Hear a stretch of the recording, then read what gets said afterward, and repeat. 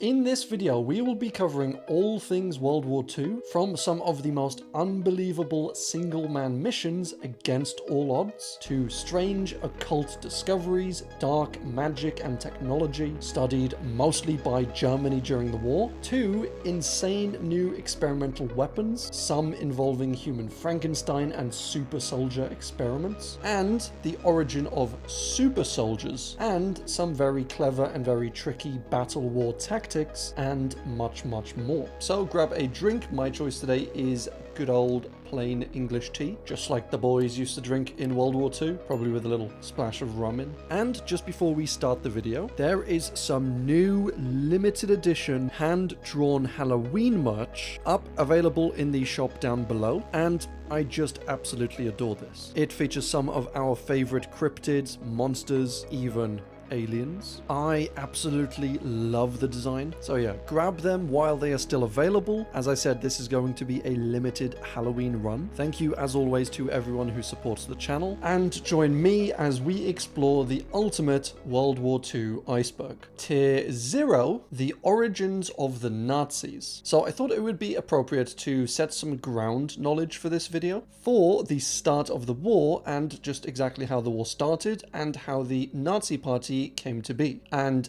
as you should all know if you've watched my World War I iceberg, World War I started when a political figure, Franz Ferdinand, got assassinated. This started a war between Austria-Hungary and Serbia. Then Russia backed up Serbia. Germany, who is in allegiance with Austria-Hungary, then declared war on Russia. And so then France, who is in allegiance with Russia, declared war on Germany. And this is basically how World War I kicked off. Germany and its allies then lost the First World War, and Germany was then given this massive bill basically by the Allied powers saying, you started the war, you were responsible for it, and you lost, so you have to pay us all of this money. And this included handing over a bunch of their military stuff, like ships and submarines and weapons. And also there was a few ground rules of you can't have any military in this whole area, which is basically like the buffer zone with France. And you also have to shrink the size of your military to stop this happening in the future, which obviously didn't end up working. Oh, and we're also going to take back a bunch of the land that you took. So I think it's safe to say Germany at the end of World War I was in a pretty crappy spot. So compared to when they started the war, their country was smaller, it was poorer, their military was smaller, they had less population due to all of these deaths, and on top of that, they had this huge bill, this huge debt that they had to pay to the Allied countries. So soon enough, hyperinflation kicked in, people were starving in the streets, everyone was broke and poor and dejected and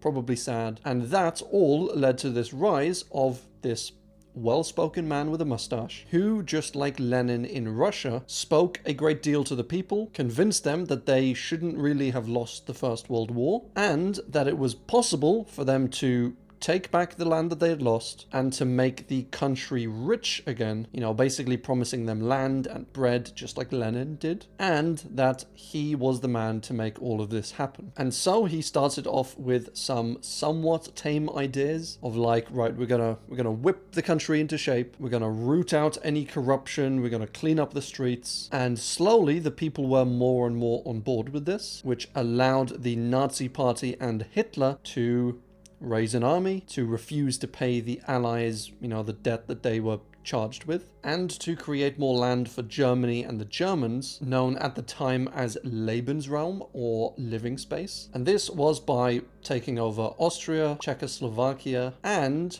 Poland, which was kind of like the line that was crossed over, which brought France and Britain into the war. So that's more or less how World War II started. But we next have to ask just how and exactly why the Nazi Party formed in the first place. So as with events and situations like this, it would seem that extreme situations call for extreme measures. Because Germany and its people at the time were basically in an extreme situation, you know, they were very broke, a lot of them couldn't even afford to eat. Germany as a whole, I think, was vulnerable and open to being taken over in a way by one of the most hardline political parties that promised to be insanely strict, whip the country back into shape, do whatever was necessary to raise the wealth and the experience of the German people. And that party was the Nazi Party. And to explain the origins of them, we need to go quickly back to 1917, which is basically just after World War I, just towards the end of it. And there was a man named Rudolf von Sobottendorf,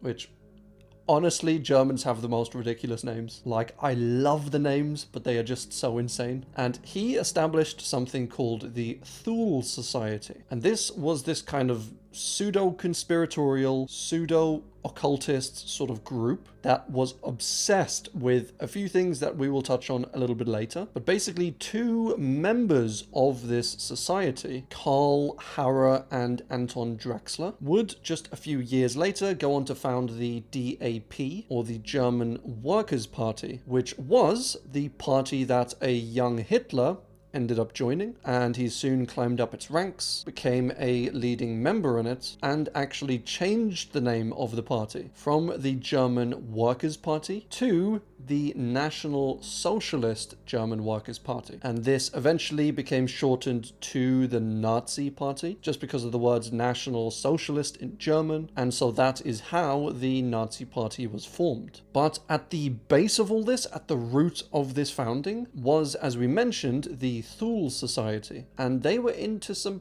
pretty insane stuff. It was named after Thule, which was this mythical land spoken about in ancient Greek sources mostly, and it was said to be this strange land in the north that was thought by this Thule Society, it was thought to be the homeland and the origin of all Aryan people. And this was like this ancient sort of people, you know, the white skin, blonde hair, blue eyes sort of idea. And these were, according to this Thule Society, they were basically superior in every single way compared to normal humans or compared to other races. Like, just think of them like Aragorn from Lord of the Rings or something, you know, the Numenorians. They were like, yeah, we're taller, we're stronger, faster, smarter. And so the Thule Society was obsessed with this land. They were obsessed with these Aryan people, and they believed that a lot of the Nordic people were like the purest Aryan people, and that obviously the Germans, the Germanic people, were basically pure Aryan as well. But the idea was these Aryan people, over the years, over time, through thousands of years, they had come from Thule, they had slowly spread out over the world, and that they were basically the best human possible, and they founded all of the great civilizations. So, for example, ancient Egypt, like, yeah, according to this society, that was founded by Aryan people, as apparently before the Aryan people were there, it was just a bunch of people living in a desert. The Aryan people came down, they were in charge of forming this civilization, of arranging for these pyramids to be built, you know, these great things. And also other Aryans who traveled further east into China and India, they started civilizations, and they were responsible for the birth of some of the greatest dynasties and religions and civilizations in that part of the world. And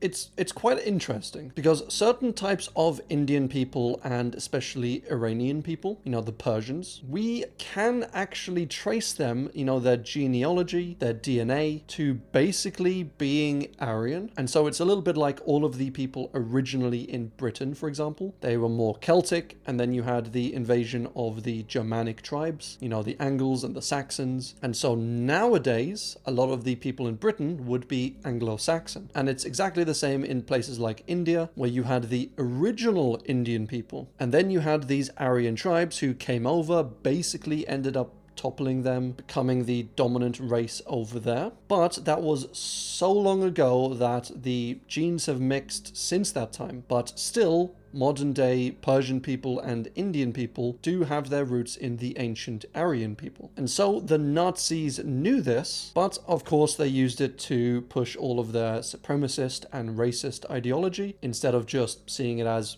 a normal part of migration for people all around the world. But of course, even though they saw these other races as having Aryan roots. They didn't really respect them like they did other Germans, as they said to, for example, the Persians and the Indians, like, yes, we know you are technically Aryan, but like you've mixed with all of these other races, and so you're not pure blood Aryans like us Germans, for example. And so they recognized their Aryan roots, but they were, of course, still racist towards them. And so that was their rooted ideology. And so to support that, to support the belief that Aryans founded almost every great civilization, the Thule Society was obsessed with going around the world with trying to find ancient artifacts that proved this theory. And this even goes to explain their symbol, the swastika. So the swastika itself, which is normally flipped around the other way from how the Nazis had it, but this symbol goes back an unbelievable amount of time, like 10, 15,000 years at least. And it was used all over the kind of East, but also in parts of Europe, in parts of Africa. And the label for it, swastika, comes from the ancient Sanskrit svastika, meaning good fortune or well-being, which is very ironic. But of course, in their crazy, mixed up Nazi mind, they thought, well, since this symbol goes back 15,000 years to the start of these great civilizations, then it must have been Aryan people who came up with it. And so now it's a Aryan symbol as opposed to an ancient, mostly Eastern one. So that explains why they kind of took the symbol for themselves. They flipped it around to make it a bit unique. And it is now, for the most part, obviously a massive symbol of hate. And so, yeah, I mentioned the Egyptian civilization before, but they also thought that the Aryan people, for example, founded the Incas, you know, some of the most powerful civilizations in South America. Also, they founded Atlantis before it sunk. They founded the great Roman and Greek empires. And they also obviously founded the Persian Empire, according to them. And they were responsible for civilizations in India, for the ancient Chinese dynasties, and by extension, the Koreans and the Japanese. And so you can see where this kind of extremism for the Nazi party might have come from if the Thule Society founded the original political party, and then this political party was changed slightly and then became the Nazi party, but still had its roots in the Thule Society, still had a bunch of members who were obsessed with all of this sort of stuff, and with the Thule Society itself being quite extreme. You know, it's not like saying, oh, they were a great people back then, they influenced kind of a few things. It's like, no, they are superior in every single way. Every single great civilization and people were because of the Aryan people. Like, it's such an extreme and insane point of view and mindset that you can see how that transformed into the extremism of the Nazis. They also said Aryans were responsible for the invention of writing, for the invention of science and arts and political structures, and it's honestly just insane. And some of you may be thinking, you might be screaming into your computers or TV screens or what have you, that Connor, a lot of the Nazis and the German people were actually Christian, even though the person they worship, Jesus Christ, was a Jew and they hated Jews. So how the hell did that work out? Well, there's a very easy fix for that if you are a believer in this Thule theory and you just want to throw logic and rationality and history just all out the window. But the solution for that for them was that Jesus wasn't really a Jew, but he was a man born in the area to a Roman soldier. And this Roman soldier, of course, was a person of Aryan descent. And according to the Nazis, Jesus was actually rallying him and his 12 disciples and anyone else that he could muster. He was rallying them all to attack and kill the Jews, but sadly, he failed his mission and he was stopped before he was able to do so. So, yeah, the Nazis are honestly just wild. Like, the amount of cognitive dissonance going on in their heads is just mind-blowing. But that is basically a rough history of the Nazis, you know, a layout of how World War II started, the state of Germany around that time, the desperation of the people, and then how the Nazi party came to be, where it got its roots and beliefs from. And so I think that's a pretty good backdrop for the context of this video. And so let us get into some of these entries, which explore some of the strangest, most surprising, and honestly downright interesting facts about World War II. In Tier 1, we have Die Glocke, which is German for the bell, which is pretty innocent sounding. But Die Glocke was an apparent secret weapon developed by the Nazis during the war. And there is honestly not too much evidence for this for various reasons. But as the legends go, it was this large bell-shaped device that may have been a few different things depending on what sources you listen to. Some say it was a large flying saucer sort of technology or an aircraft of some kind. Some say it was some sort of a pre-nuclear device used for either causing damage or generating energy or just something else entirely. And this entry, Die Glocke, isn't too deep in and of itself, but it does open a far wider subject, a far more interesting subject, and that was the Nazis' obsession with finding and securing ancient artifacts, and with their testing and creating of these new types of technologies, with them either being purely scientific or more dubious and mythical, legendary, occult sort of in nature, or just a mix of the two. So in terms of Nazis becoming obsessed with ancient artifacts, this was due to a few reasons. One being that if they could discover and acquire some of these artifacts, like for instance the Holy Grail or the Ark of the Covenant as seen in Indiana Jones, or for example Thor's hammer, Meow Meow, as well as all sorts of other types of ancient technology, artifacts, trinkets, even stuff and items relating to Jesus, like the Spear of Longinus, which was apparently the spear that they jabbed into his side as he was up on the cross, which again, if you're interested in ancient artifacts, I do cover a bunch of them on my Artifacts Iceberg, link down below. But all of that is basically to say that the Nazis, especially Heinrich Himmler and his personal army, the SS, they were obsessed with finding all of these artifacts, with linking them up to the Aryan race. So for example, if they did find the Holy Grail, they would use their crazy Nazi logic to be like, oh, there's a symbol on here which links to this, which links to this, which is originally an Aryan symbol. And pretty much anything they found, they would somehow link it back to the Aryan race in order to confirm their crazy theories. And so they would often send teams of soldiers and science and archaeologists basically all over the world, to Northern Africa, to the Middle East, to Nordic countries, trying to find these lost artifacts. But as well as Die Glocke,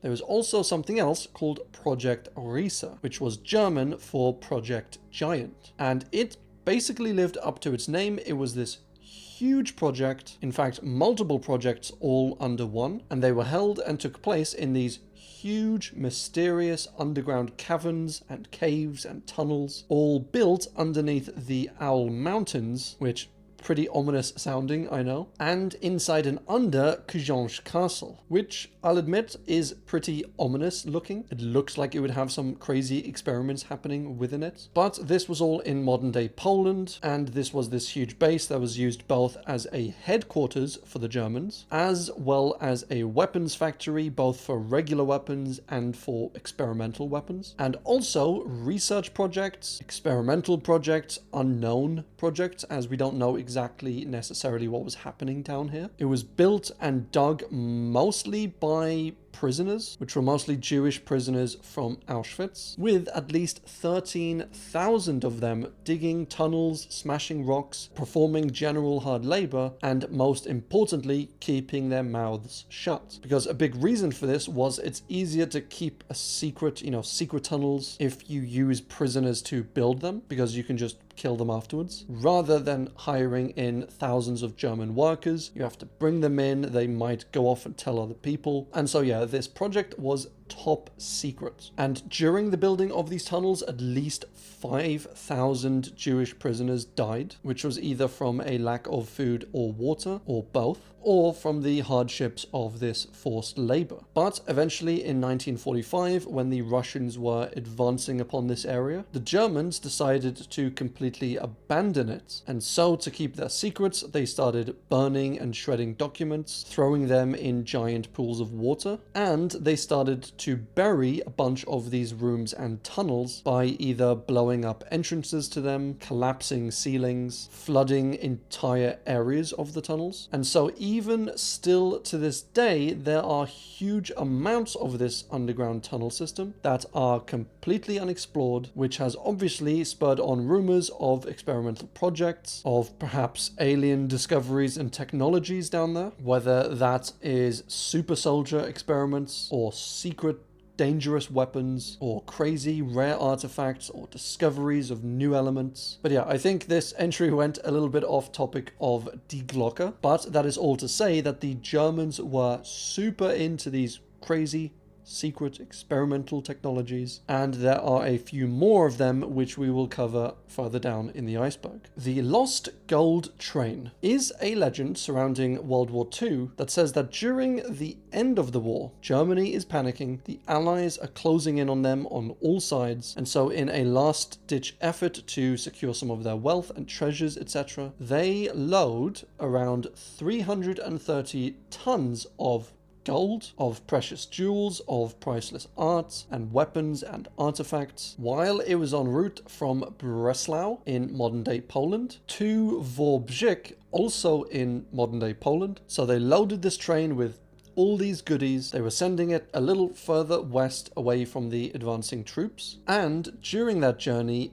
it basically disappeared and was never seen again. Now, some people think that this was all a ruse by the Nazis just to hide where they transported it or where they stored it, and that they did actually successfully transport it, and then they took all the stuff, they sold it off. But because this train apparently disappeared somewhere around our previous entry, or specifically somewhere around the Owl Mountains and Kijonge Castle, that maybe, just maybe, the Nazis hid this train down in these tunnels, hoping to someday perhaps retrieve it. But that someday never came when they lost the war. These tunnels remained collapsed and flooded, and they destroyed all documentation surrounding this. So maybe even they themselves didn't really know where they left it. Nazi zombies. Oh boy. So you'll be happy to hear that this isn't just from the Call of Duty games, which was honestly one of the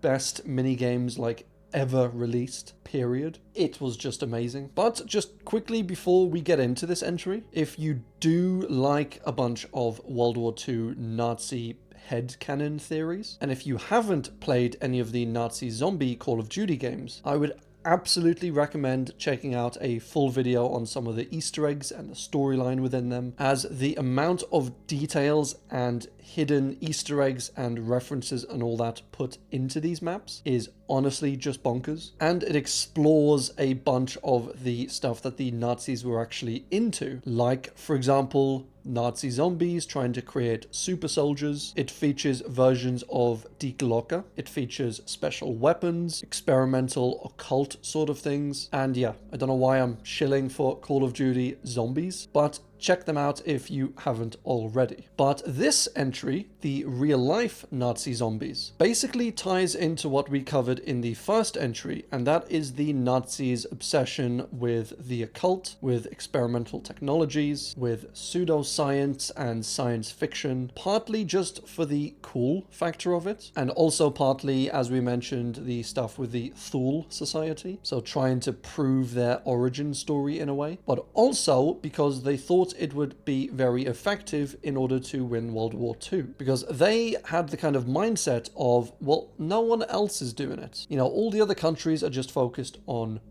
normal weapons, just guns and tanks and physical things, and nobody really takes seriously stuff like the occult, stuff like magic or mind reading or telekinesis or astral projection. And the Nazis typically thought that, okay, it might not be real, like there's a chance it's not real, but also, since nobody takes it seriously, there's also a chance that people really haven't delved into it too much. And so we, the Nazis, if we dedicate all of our time and research and money into it, I mean, not all of it, but, you know, a decent amount, then we might be able to successfully produce telekinetic people, or super soldiers, or Nazi zombies that don't die. And it was basically their version of the nuclear weapon. You know, something that's never been done before. And if they were able to make a breakthrough in it, they would destroy every other country and win the war. So with this particular entry, like, just imagine the scene. You know, you win a great battle, you kill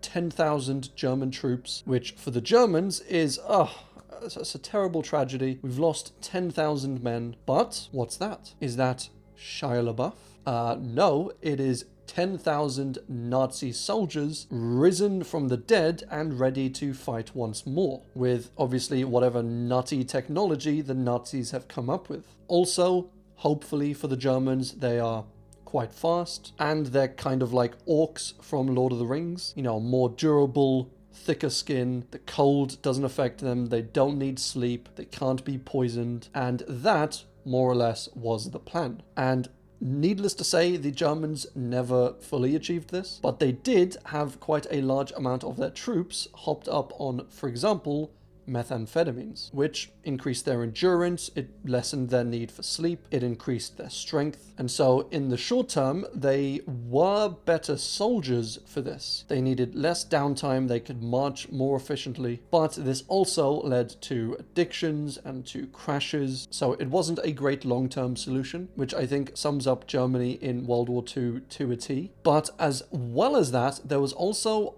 untold amounts of experiments on prisoners by Germany involving forced hypothermia, limb removal surgery, sleep deprivation, poison testing. And so yeah, they were trying to find out the craziest things about the human body, how they could manipulate it, how much the body could take, how the body reacted to these crazy experimental substances and treatments. And yeah, it was insanely sick and twisted, but what more do you expect from the Nazis? Wiltold Pilecki. So the story of Wiltold Pilecki is just amazing. Like, he was actually so cool. And he was ethnically Polish because both of his parents were Polish. And he was born in the Russian town of Oloniec in 1901 to, and this will be important for later, but he was born to fully Polish parents, even though he was born in Russia. But come World War II, Germany, as you all know, invades Poland, and he joins up, he fights against the Germans during this invasion, even though he is, as we said, a Russian citizen, but obviously he's more or less Polish. But he then, on purpose, gets captured by the Germans and taken into the Auschwitz prison camp. And while he was there, which was, as I said, his plan, he gathers intel, he gathers evidence about more or less what the Germans are doing, and then over the years, from 1940 to 1943, he organizes a resistance movement from within this prison camp. He then escapes in 1943, and he goes on to report all of this horrible stuff happening within the camp to the Polish resistance and also to Allied forces and authorities, with this being one of the earliest and most detailed eyewitness reports of the ongoings inside Auschwitz. Then he fights in the Warsaw Uprising, again against the Germans, and when this war ends, he also fights the Soviets for Polish independence and against communist rule in Poland. So he's honestly just a absolutely sound lad. But a few years later, Poland ends up falling to the communists. He is later then arrested for espionage and for planning assassinations, which it turned out likely weren't true, and also that they had likely just made up this evidence for this arrest. But he was soon made to stand trial, and he was sentenced to death for these crimes and executed in 1948 by a firing squad. So a very disappointing ending, I think, to such a great man who fought so hard for the good, for what he believed in, and for essentially sovereignty and freedom, but in the end was sadly so ruthlessly taken out. MIA soldiers refers to the many soldiers in World War II who were reported as MIA or missing in action. And this is, as it sounds, soldiers that aren't present any longer, but who also haven't been reported dead, whose bodies they haven't found, and there are usually initially a ton of soldiers classed as MIA, with around 400,000 US soldiers being declared MIA at some point during World War II. And this is compared to over 1 million German soldiers classed as MIA and around 3 million Russian soldiers. But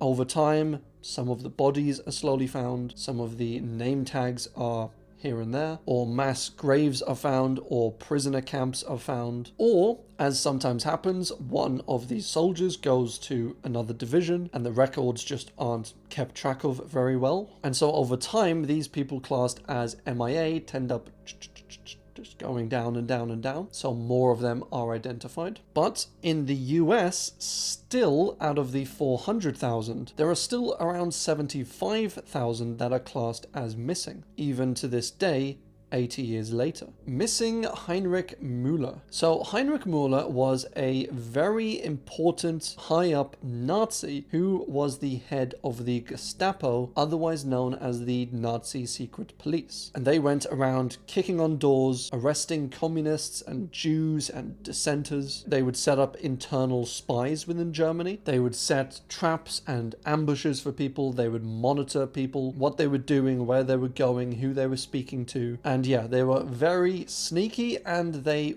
weren't great guys. But Heinrich Müller, as I said, was the head of the Gestapo. And in the last few days of World War II, a lot of the top Nazi people were down in the Nazi headquarters in Berlin, and they were down in the Führer bunker. And after the Allies started to close in, some of these top Nazi individuals,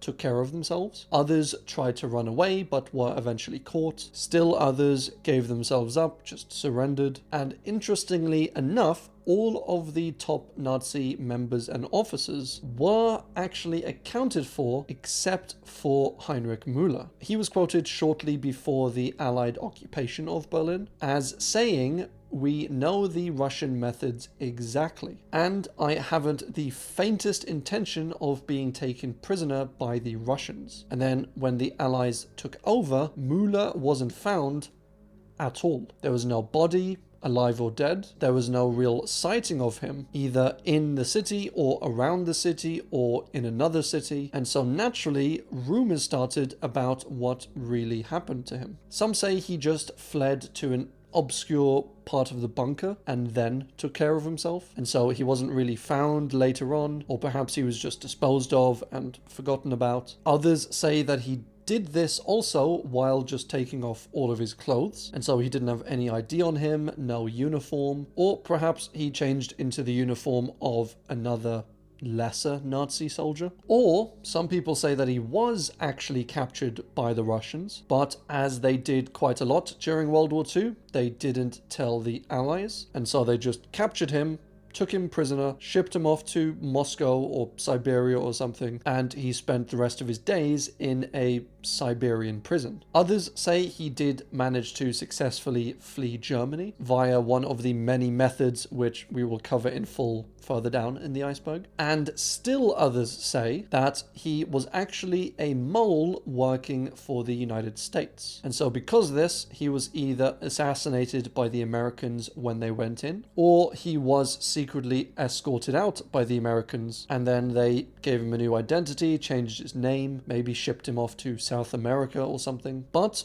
there's not really a huge amount of evidence for these theories. And I think personally, the most likely thing that happened is he went off to some obscure part of the bunker. He ended up taking care of himself, and then he was just taken, disposed of, but perhaps the records weren't really kept too well. And so that explains why there's no real records of the Allies finding his body. In Tier 2, we have the Foo Fighters. So we covered this entry once before, actually, in the Alien and UFO Iceberg, which, as always, I will leave linked down below. I would highly recommend it if you like all things alien. But these were these little red lights, or these flying crafts, seen by many World War II pilots that said that these lights would follow them, chase them, and then just suddenly zoop away into the night sky, completely vanish. And it's quite interesting, this name, the Foo Fighters, actually came from the Smokey Stover comic books in the 1930s. And these were these firemen that were called Foo Fighters, which used to ride around in a Foo mobile, which was basically just a nonsense word kind of based around the word fire. So, you know, Foo Fighters,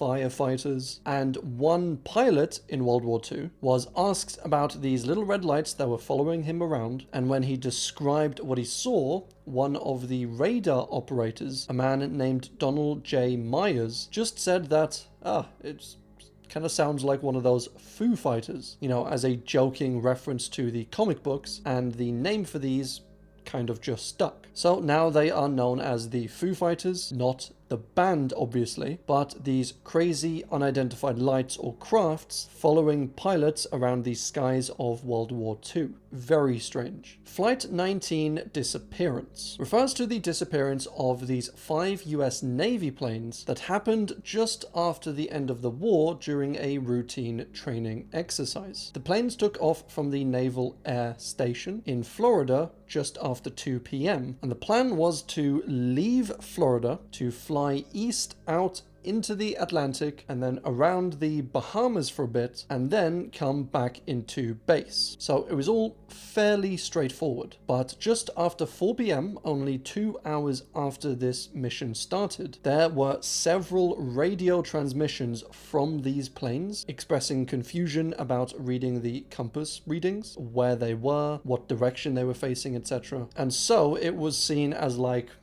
alright, something's definitely off here, something has gone wrong, or something is broken. And the leader of this flight, Lieutenant Charles C. Taylor, he said that he believed that their compasses were broken or faulty, or that they had been interfered with, and that they basically didn't really know where they were, or they didn't know exactly where they were. They said they were likely off course in some way. And then, roughly 2 hours after this, at 6 p.m, they lost all radio contact with these planes, and they then disappeared without a trace, never to be seen again. And what's insane is that these weren't just amateur pilots or beginners or learners, like they were post-World War II pilots with thousands of hours of experience on a fairly standard training exercise, and they were all lost without a trace in this general area. And if we just take Florida, we take the Bahamas, we zoom out a little bit, and then we zoom in to this little island, and if we draw a triangle between these 3 different points, you can see that it is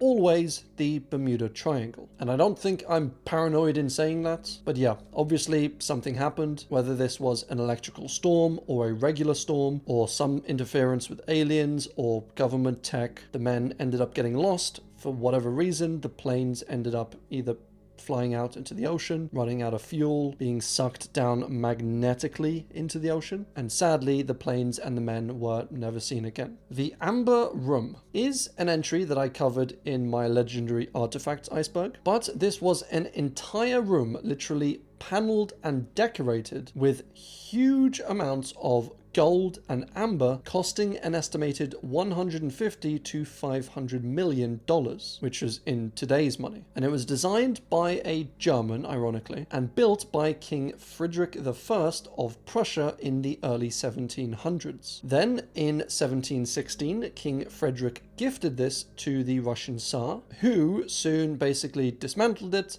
moved it over to St. Petersburg, and then put it up again in all of its glory. So, fast forward to World War II, the Germans invaded part of Russia, and within this part was St. Petersburg, and also, obviously, the Amber's Room that was gifted to them so long ago. And so Germany had control of this area, and when the Russians took back control of the city, they came in to find that the Amber Room had just completely vanished. Within the palace, within this room, there was no gold, there was no amber, there was no valuables of any kind, and so it was more or less assumed that the Germans had come in, dismantled everything, sent it back to Germany, melted down all the gold and the amber, and I'm not sure how you would melt amber, but who knows? They were crazy Nazis. Maybe they invented an amber melting technology, but no, they likely melted down the gold, sold off the amber, and even though there was a replica made in 1979 in the Catherine Palace in Russia, the original contents of the Amber Room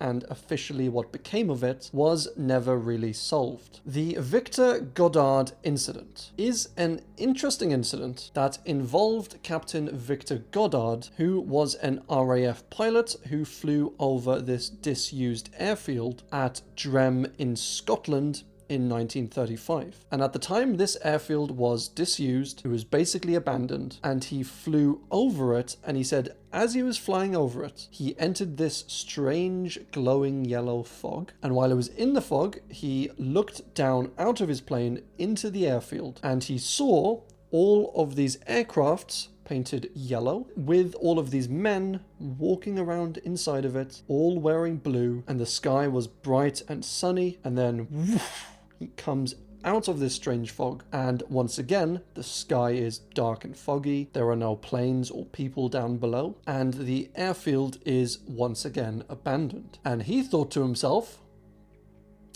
it's a little bit strange, but he didn't really tell anyone. Fast forward a few years later, World War II starts, and this Drem airfield is basically built back up and used as an active airfield for World War II. And strangely enough, as Goddard apparently originally saw back then, most of the planes in the airfield were later painted yellow. The RAF pilots and staff, etc., all did wear blue in this airfield, which seemed to be the exact vision he had years before. And so it's up to you whether you believe this or not. As I said, he only spoke about it or wrote about it in the 1960s, so 25 years after his initial sighting, and obviously 15 years after the war. And so you just have to kind of take his word for it on this one, or don't. But whether this was a case of some sort of time travel, or alien interference, or perhaps divine influence, or just something he made up, I will leave that for you to decide. Who betrayed Jean Moulin? So Jean Moulin was one of the leaders of the CNR, or National Council of the Resistance, in France during the German occupation. And they were, as a resistance does, they were planning attacks, they were planning rebellions, they were planning ways to thwart the Nazis who were in their country. And one of the top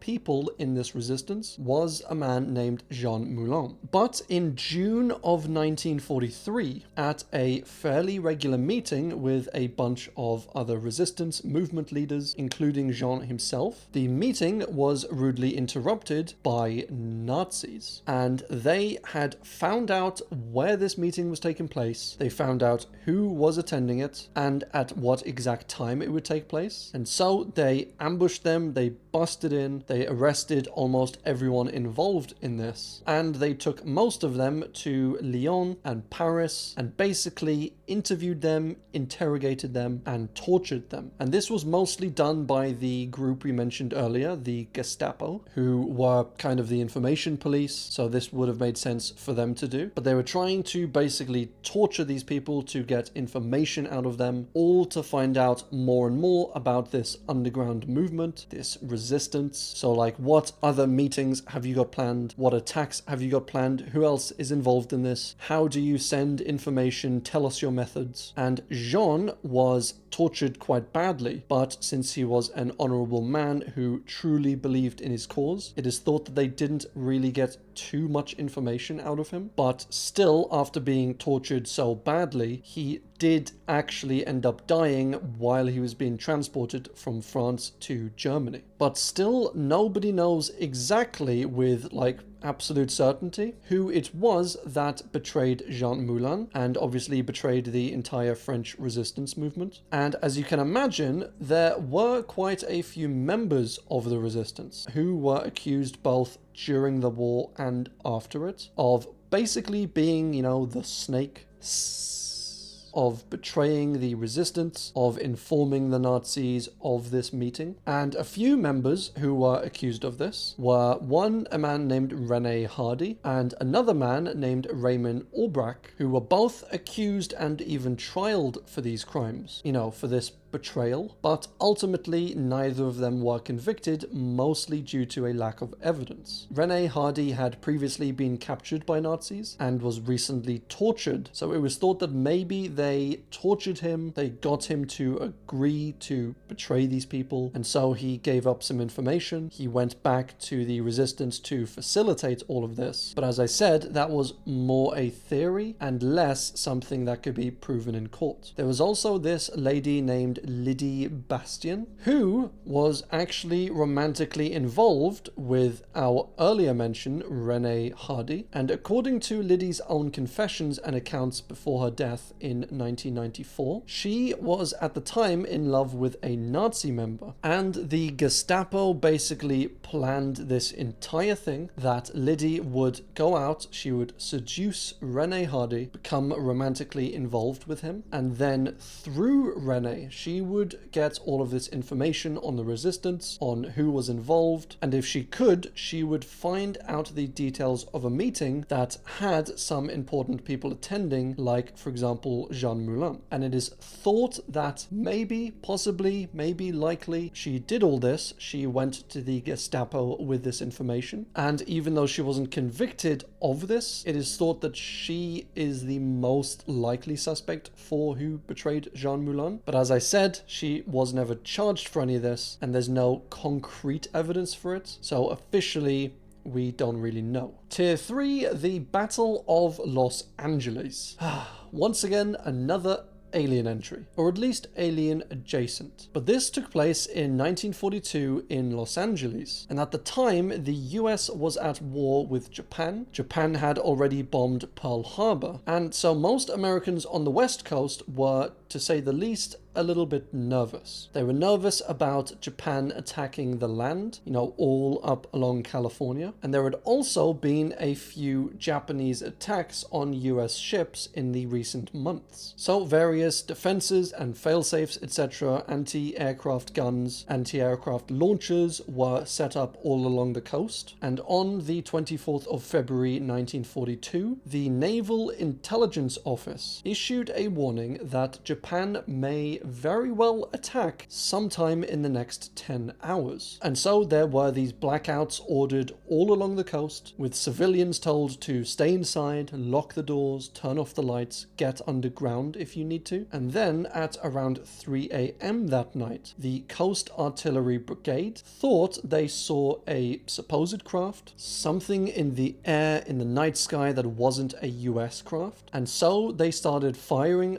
thousands of 50 cal rounds into the sky, as well as anti-aircraft shells, trying to take down whatever it was that they saw. You know, maybe it was a lone Japanese plane, maybe it was an entire raid of Japanese planes. And during the defense, during all of this crazy gunfire and bombing the sky, etc., 5 people actually ended up dying, but not from the guns or the bombs themselves, but rather from 3 of them crashing their car in this crazy panic, and 2 more of them dying from heart attacks, again from the mayhem and panic, which is unfortunate. But what was really in the sky that night? Well, it turns out we don't really know. It almost certainly wasn't a Japanese plane, and the official record just after it happened said that they initially saw something in the sky which they thought might have been a craft. It was perhaps a little flicker or a light or something, and so they just started blasting. And this initial engagement of firing up into the sky, this caused other gunners to get kind of hyped up, and they also started firing. And so this whole thing was basically caused by everyone being super nervous, super on edge, and trigger happy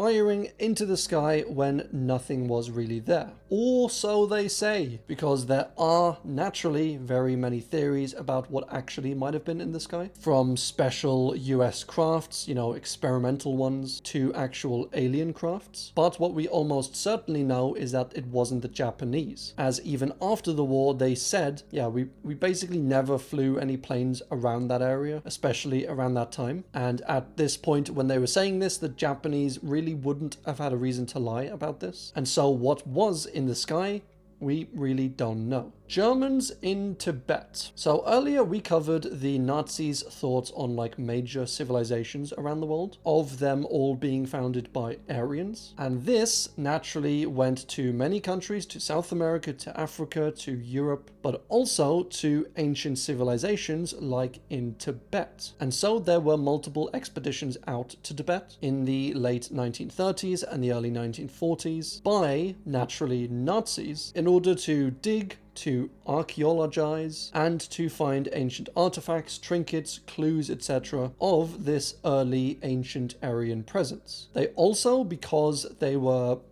bloody obsessed with race, these Nazis, they also measured loads of Tibetans, you know, measuring their head size and their hand span, their heights, their weights, just everything about them really. And this was to try and build this huge database of loads of details and attributes of races all around the world. And they were obviously going to use this to come up with like studies to further push this Aryan supremacy theory that they had. And they also brought a bunch of scientists with them, and these parts were typically a little more pragmatic, I would say. So they took soil samples, they took various different species of bugs and animals and plants, so basically building up their body of knowledge from things all around the world. Lake Toplitz treasure. So in World War II, the Nazis had this lake called Lake Toplitz. It was in Austria in southern Germany, and at the time they used this lake for many purposes, including weapons testing, naval testing, so boats, submarines, explosives, etc. And when the war was coming to an end, Germany kind of saw the writing on the wall, and they started to abandon this whole area and to dump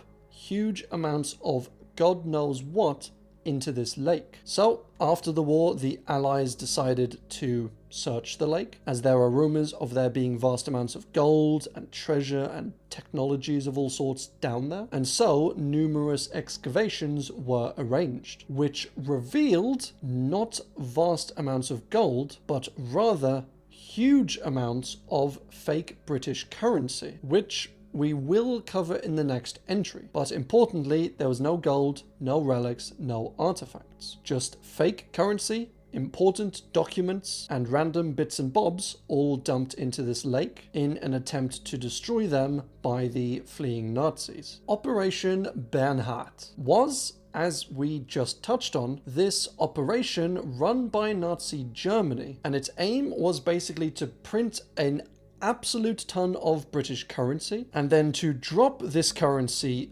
out over Britain via airplanes, and by doing so they aimed to basically crash the economy and take Britain out of the war. And if the Nazis weren't evil, it would have been a pretty cool story to tell, as by the end of 1945 they had printed around 130 million British pounds, with these forgeries, these fake notes, being widely regarded as the most perfect counterfeits ever attempted. And while they didn't get the chance to fly over Britain to drop all of these notes, they did end up using a bunch of these notes to do stuff like pay for services, to trade with other countries all around the world, as obviously no one really knew that they were fake notes, and since the forgeries were so good, it was basically just like free money. They did also later start to mass produce this fake US currency, but they ended up stopping that for various reasons. But I think it is fairly ingenious of a method or a tactic to win the war. You know, you don't need to win militarily against the Allies. You just invest in super accurate counterfeits, you print millions of pounds and dollars, and then you just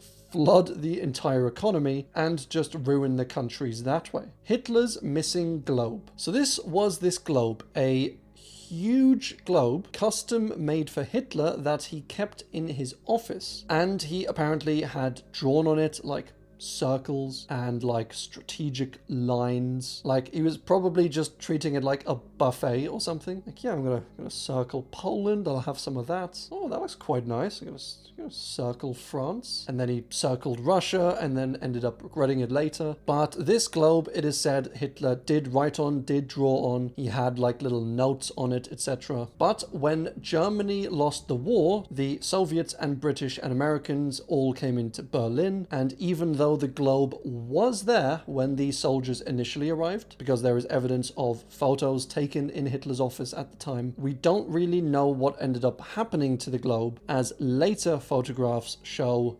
basically no globe, just missing little broken pieces on the floor, which raised the question of where the globe ended up, who took it, what country does it currently reside in, if it even still does exist, and just exactly what the heck Hitler drew on it. And yeah, that is the missing globe. The ghost blimp refers to a blimp of the US Navy's that was doing a fairly routine patrol along the Californian coast, and it was basically charged with keeping a lookout for any submarines in the water. And so the blimp did fly out over the water with just 2 crew members on board, and they spotted on the water a oil slick, you know, a little shimmery stuff in the water. But an oil slick would sometimes be a sign of a submarine floating down below. And so they fly over it, they start circling the oil slick, keeping an eye on it, and they do this for almost an hour. But soon the airship loses communication with ground control, and it slowly drifts inland and makes a somewhat uncontrolled landing nearby. And the really strange thing about this case is that when the personnel went to the blimp, they opened it up, there was no one inside. The balloon part of the blimp was obviously deflated, the cabin was a little bit damaged but still in somewhat good shape, and the only missing things inside were the 2 men who were flying it. The life raft was still in there, the parachutes were still inside, intact and unused, and all of the other equipment, gear, everything you'd expect to find in there was still there. So, like, honestly, what the hell? Did the 2 men just jump out of the blimp for whatever reason? Like, it seems kind of like they just jumped into the water, but that really wouldn't make sense. They didn't take a parachute, they didn't take a life raft, and why would they just jump into the water? Could it have been some sort of accident, perhaps? Like, one of them opened a door, started to slip, the other one grabbed him, and then they both ended up just falling into the ocean? Like, yeah, it's possible. It's not very likely, but then again, there's no real likely explanation for this case. And so I would be very interested in hearing your theories down below. The missing Honjo Masamune. So this is a very interesting case which we actually covered in the legendary artifacts iceberg. And sorry to keep going on about it, but we did cover quite a few kind of overlaps in that iceberg. But this was one of the legendary swords in Japan, which was a katana created by the legendary swordsmith who was known as one of the greatest swordsmiths in all of Japanese history. And this was in the 12 to 1300s, and over the centuries, it had been passed down from generation to generation as a symbol of power, of legacy, of history. And after the war, when the Japanese surrendered, all of the citizens were basically ordered to give up their weapons. And so this obviously included guns, but also knives, katanas, swords in general, with one Tokugawa Ieyasu, who was a descendant of the last great family to own this katana before the modern reform. And he himself remembers, it is recorded, he handed this weapon over to the Allies just as instructed, and it was collected, it was registered, it was listed as a surrendered sword, given a number 25, and handed over at a police station to an unnamed US officer. And nobody knows who that officer was. And it was still in the system at the time, but after only about a year or two after the war, all records of this sword were lost, and so we still don't know where this sword currently resides, if it still exists, what country it might be stored in, and this is just a bit of like headcanon theory sort of stuff, but I like to think there is a secret CIA vault or something, you know, a bit like that scene in Thor when they're walking through this little vault in Asgard and you have like on display all of these weapons and artifacts. Like, I like to think there's something like that with like the Ark of the Covenant, Holy Grail, the Spear of Longinus, and this Honjo Masamune, all on display, in secret, in safekeeping. But yeah, as I said, we don't know what ended up happening with this sword. Who snitched on Anne Frank? So the whole Anne Frank situation was just absolutely crazy. Their family, being Jewish, had originally fled from Germany to Amsterdam in the Netherlands, and this was in the early 1930s where they saw the ball rolling. They obviously feared the uprising of the Nazi party, and so thought they would be safe in the Netherlands. But after war started with Poland, Germany then soon set its sights on France.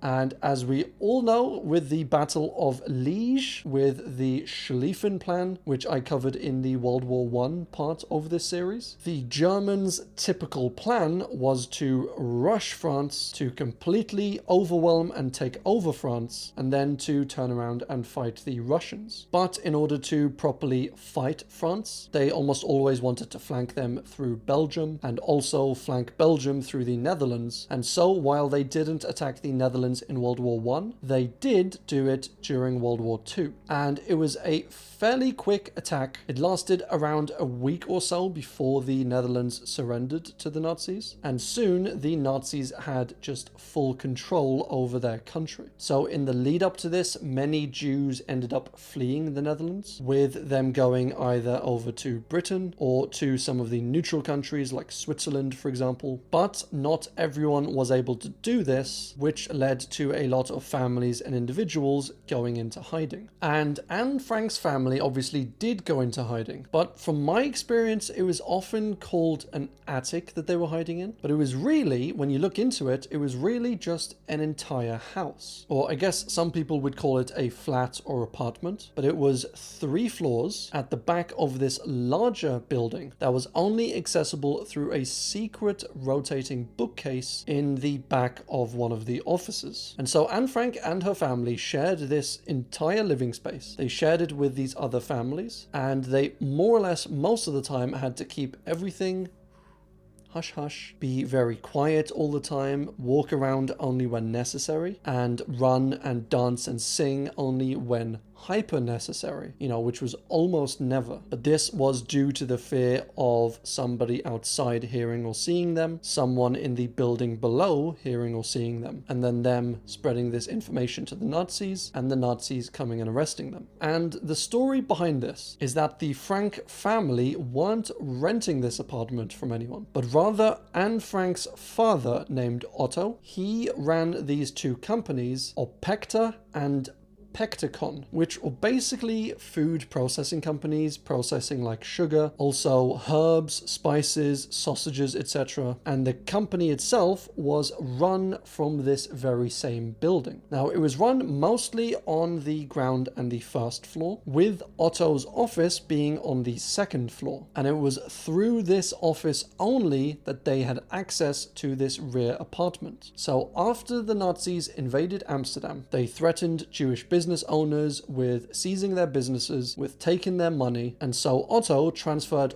all of this entire Amsterdam branch, basically all of this business, over to 2 of the non-Jewish but still faithful employees working here in the building. And eventually, when the family went into hiding, which was, as I said, in this somewhat unknown, somewhat unused apartment kind of at the back of the building, which was only accessible through Otto's office. So Otto himself built out this bookcase surrounding the door. It had like a secret latch on that you couldn't really open from the outside unless you knew what you were doing. And the business operations just continued as usual. So these two new non-Jewish guys were in charge of this business, and they ran the daily operations. They still produced products, they made sales, the company brought in money, and the rent for this entire building was still being paid with the proceeds of the company. So from the government's perspective, from the Nazis' perspective, this was just a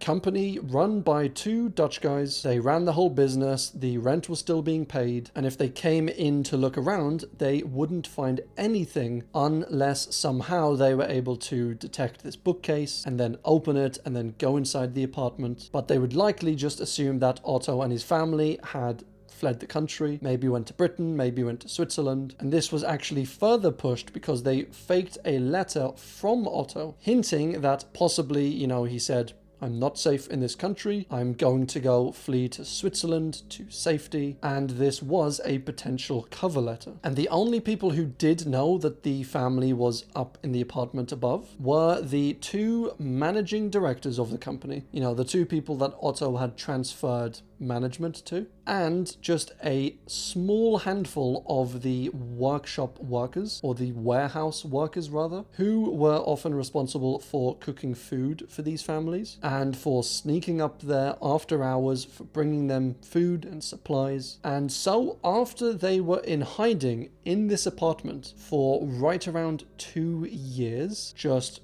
randomly one day a raid was performed in this warehouse. They went seemingly straight to this bookcase, busted it open, and then arrested all of the family members inside. So they clearly knew precisely where it was, which almost certainly means that they were tipped off by someone. But as to who might have tipped them off, we still don't really know. Theories say it could have been a worker or a manager in the warehouse below. There was also a theory that says that this was a burglar who broke into the warehouse around Hanukkah, and this was at a time when the family was celebrating. They were unusually loud, they were a little bit singy and dancey, and so it is thought that this burglar heard the dancing upstairs, thought, that's a little bit suspicious, and eventually, a little later on, told the police about this, and then they told the Gestapo, and this is why the raid happened. Another theory was that there was this fairly notable member of the Jewish Council in Amsterdam, and he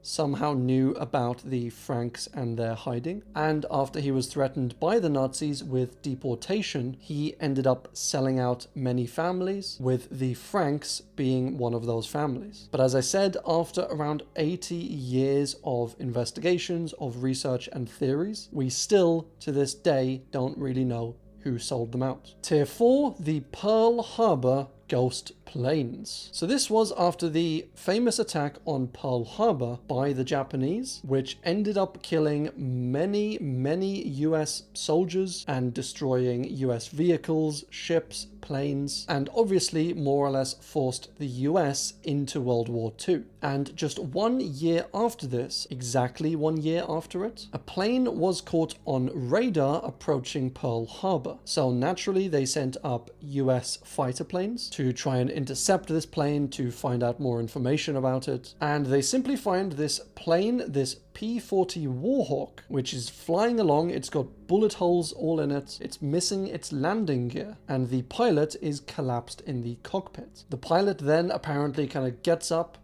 turns, smiles at these US pilots, and then crashes the plane. And so they go down, they land, they inspect this crash site, and they find the plane obviously blown up, but strangely with no pilot in it. But they do find a diary that lists the point of origin for this flight as the Philippines. But for this case, for this encounter, for this story, there weren't really any witnesses for it outside of, these unnamed US pilots. And so we're not really entirely sure of the exact details of it, or if it actually happened, or if it did happen, how much of it happened. But that is the story of the Pearl Harbor ghost plane. The missing Blutfahne. So the Blutfahne, or blood flag in German, was this Nazi flag that was flown way back in 1923, which was really just as the Nazi Party was forming. And this was during something called the Beer Hall Putsch, which is where Hitler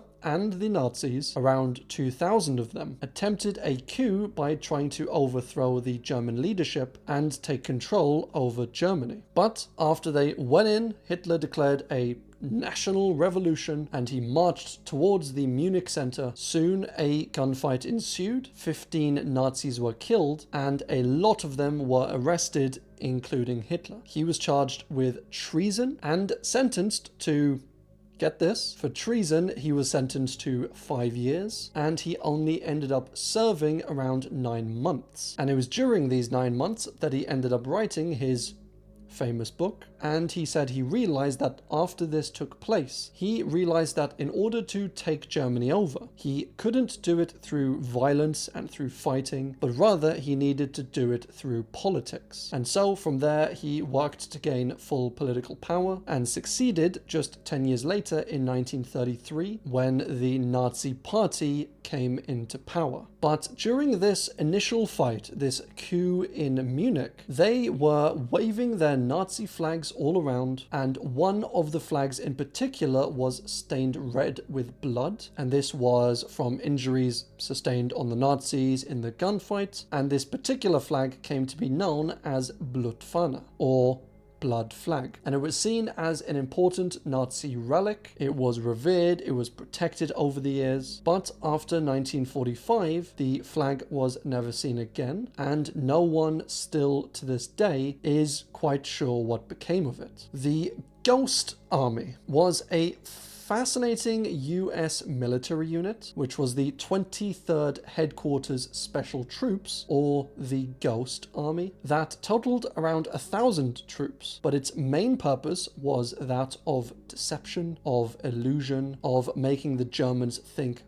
all kinds of things that either, for example, the Allies were planning an attack in a certain area, and then the Germans prepare for this attack, and this attack just never comes, or to make the Germans think that various empty buildings were like these set-up headquarters, or that there was a large military force preparing for an attack, when in actuality it was only a few hundred soldiers. And this whole thing worked because, as well as just having troops in this unit, there were also sound engineers who made these perfect sound recordings of large battalions, of soldier sounds, of barracks sounds, and then they would play these over loudspeakers to make it sound like there was a large armed force nearby. They also had artists within this unit and clothes designers, and between them they would fake uniforms, they would fake logos and banners, they would paint these fake tanks so that from the sky especially it would look like there was all these real tanks everywhere. They would get bulldozers to kind of make paths in the dirt that would represent these tank tracks, and they would also have on hand various uniforms from different divisions. And so, as a kind of simple example, they might have these barracks set up, or this building, they would have these big banners on it, so it looked kind of like a headquarters or a main base. They would play over loudspeakers this troop movement, chitter chatter, to make it sound like there were thousands of soldiers here. And they would have maybe a few hundred soldiers, but have them wearing all different uniforms, maybe one with an Air Force uniform, maybe a few different divisions of the army, some French uniforms, some British uniforms. And so to a German scout seeing this, they would immediately say, this is insane. There's 10 tanks in this area. There's a building filled with thousands of people. They've got the Air Force in here. They've got Americans, French, British. There must be tens of thousands of troops here. And so they would go back to their German people and basically say, there's a ton of people here, we can't go this way. Whereas in reality, it was really just a few sound engineers, a few artists, some inflatable tanks, and maybe a few hundred troops with different uniforms walking in and out of these barracks. And I just absolutely love this. The Glenn Miller disappearance was just in regards to this one man, Glenn Miller, who I just realized when I was researching this that I actually have loads of his music. And I love his music, but I never knew that this actually happened to him. But in World War II, he was a major, and also he was the director of bands. So he was basically responsible for arranging the playing of music for troops in the military in order to keep up their morale, keep up their happiness, soothe them a little bit. And so he was flown over from the US to Britain, and then he boards this flight at the RAF Twinwood Farm, or the Twinwood Farm airfield near Bedford. And after boarding a plane and departing at around 2 in the afternoon, his flight that was headed for Paris just completely went missing. He was flying over the English Channel, and although there were some kind of pseudo or minor weather condition concerns, there was no emergency communications put out from the plane, and the plane was never found, none of the people were found, no wreckage was found, and still to this day, as to the question of what ended up happening to it, still nobody really knows. Why went Rudolf Hess to Scotland? Which is a very weird way of wording it, but we'll go with it. But this is in reference to a man named Rudolf Hess, who was the deputy Führer of Nazi Germany in 1941. So like very, very high up in the leadership. And on the 10th of May in 1941, he, without telling anyone, leaves a letter for Hitler and then gets into a plane and flies on his own from Germany to freaking Scotland, where his plane eventually ran out of fuel and he had to crash land it using his parachute. So eventually he is found by a farmer who calls the police, and Rudolf Hess is soon arrested and taken as a prisoner of war. And I'm sure you can appreciate just how insane this was. It would be like during the Obama administration if Vice President Joe Biden just being like, right, I'll just jump into a fighter jet all on my own, fly to Iraq, jump out of a parachute, and then try and negotiate peace with the Iraqi leadership. Like, it's just insane. But he said he was planning on meeting the Duke of Hamilton, who was an influential figure in Scotland, and he said he thought he could speak with him, hopefully convince him to convince Churchill and the Parliament to basically agree with Germany on some sort of peace deal. The British were like, absolutely not. You've been bombing us for almost a year at this point. You are insane, and we're not having any sort of peace deal. And Hitler, during this, kind of like lost one of his right-hand men, and he said that Rudolf's flight and mission were literally acts of insanity. Like, he actually said Rudolf had just become mentally ill or something. And apparently, he was incredibly furious. Furious. Just a little pun for you. And that was more or less that. He was held as a prisoner of war until Germany lost the war, and then he was put through these Nuremberg trials where he more or less refused to apologize. He said that Hitler was the greatest German man born in the last 1,000 years, and so he spent the rest of his life in prison. The Pete Ellis predictions. So I don't think this entry is as much a mystery as it is a guy just being really good at his job. But Pete Ellis was at the time a Marine Corps officer, and he had already served in World War I, with his main focus being around the Pacific, around Micronesia, basically like all of these little islands around here. And being a Marine officer, he was heavily focused on naval strategy. But he died on the island and country of Palau under some somewhat strange circumstances. But in the years prior to his death, he had made these various predictions about basically where the state of the world was going and what needed to be done in case any large wars broke out. He saw Japan and their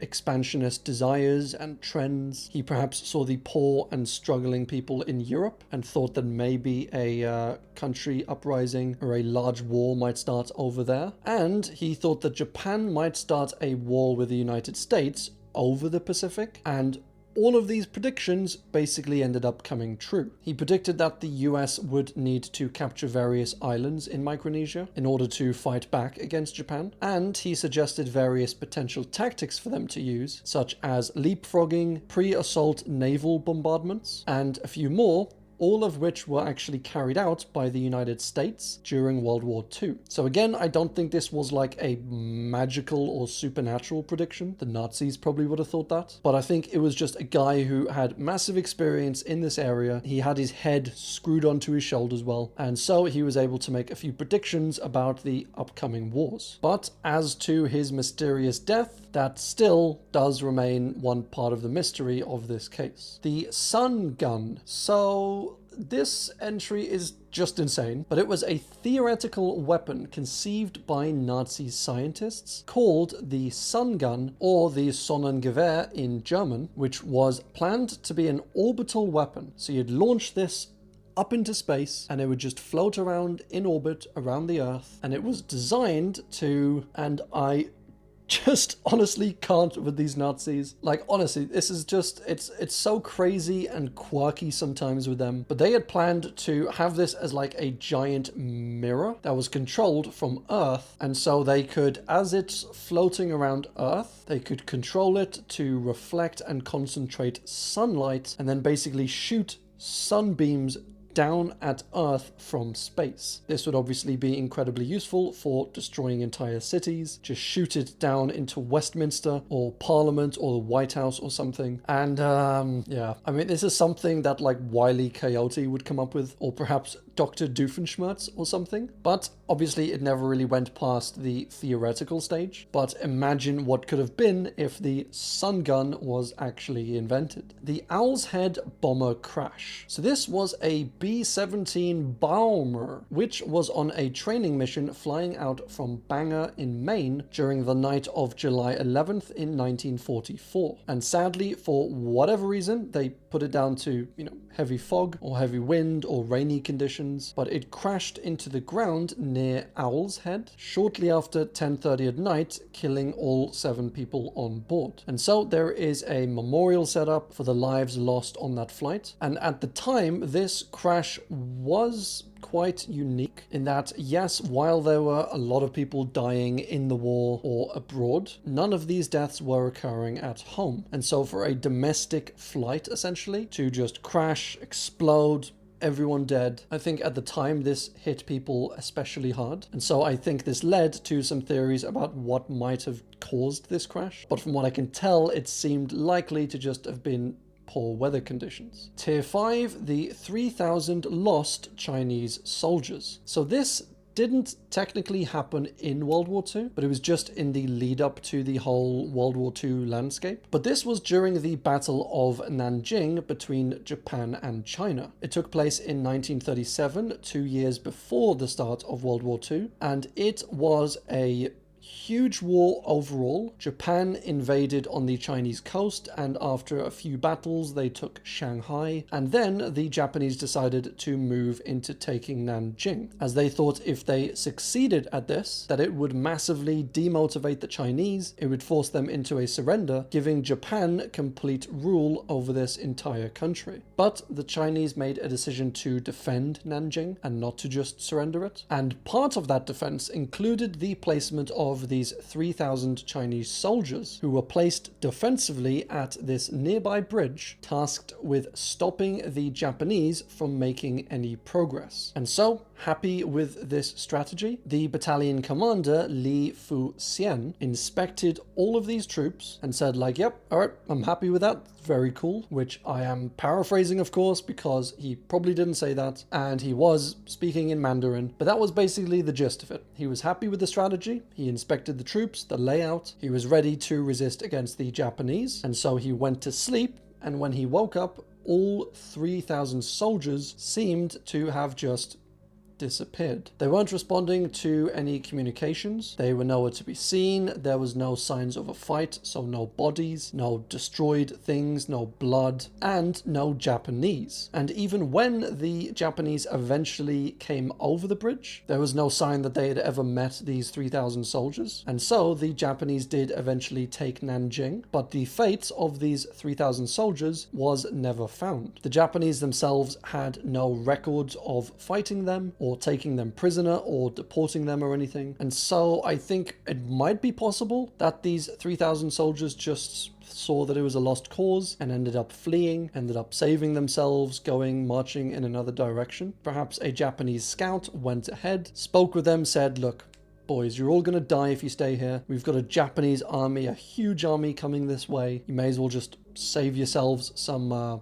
life. Or that they were all taken prisoner by the Japanese and maybe shipped back to Japan or something. Although, as I said, for all of these theories, there's no real evidence for any of them. So it is a very, very strange case, I think, and one without an answer still to this day. Raoul Wallenberg's death. So Raoul Wallenberg was a Swedish man and a diplomat who was sent to Hungary during World War II, and since he was a diplomat for Sweden, which was at the time a neutral country, he was afforded a bunch of diplomatic immunity, immunity from prosecution and from arrest by the German and Hungarian police and state that were currently occupying Hungary. And for most of the war, Hungary was more or less on the side of the Axis, so, on Germany's side. But slightly later on in the war, the Germans felt that Hungary was kind of trying to back out or something. Like, Hungary was like, we're not really sure about this. And so Germany was afraid that they would join the Allies. And so they basically had like a soft invasion of Hungary just to make sure, like, you better not leave the Axis team. And then Hungary was like, geez, all right, fine. And Hungary itself was also complicit in sending off a bunch of Jews to Poland, to Germany, and to all these extermination camps. And so Raoul, while he was there, basically did amazing work at saving Hungarian Jews, at deporting them to safe countries like Britain and Sweden, and it is estimated that he saved around at least 10 to 100,000 Jews by setting up various safe houses all in Budapest, and these safe houses were all under Swedish protection. So think of it something sort of like the protection you'd get in an embassy in a foreign country. So if Germany or Hungary were to go into these safe houses, they'd basically be stepping on Swedish land, and that would be a declaration of war on Sweden. So in order to keep Sweden neutral, they didn't trespass on this land. He also created these Schutzpasses, which were basically these protective passports that were given out to many Hungarian Jews in order to guarantee citizenship in Sweden and to guarantee their safe passage. So he did absolutely fantastic work. But as the war started ending, the Soviet forces were pushing in. Raoul ended up actually being arrested by the Soviets because they suspected him basically of espionage, like even though he was doing the work of the Allies, fighting against the Axis powers, saving the Jews. The Soviets suspected him of working with intelligence agencies in the United States, and they accused him of seeking to install a Western regime and various governments all in Soviet countries. And all of this was, as far as we can tell, basically all in Stalin's head. Like, he was just a goofy, paranoid man. But regardless, Raoul was arrested. He was taken into custody. He was transported to Moscow and then held in the Lubyanka prison as prisoner number 7. And for a few years after this, this is all anyone really knew about this. That is, until it came out that according to the Soviets, Wallenberg had died in prison in 1947 of a heart attack.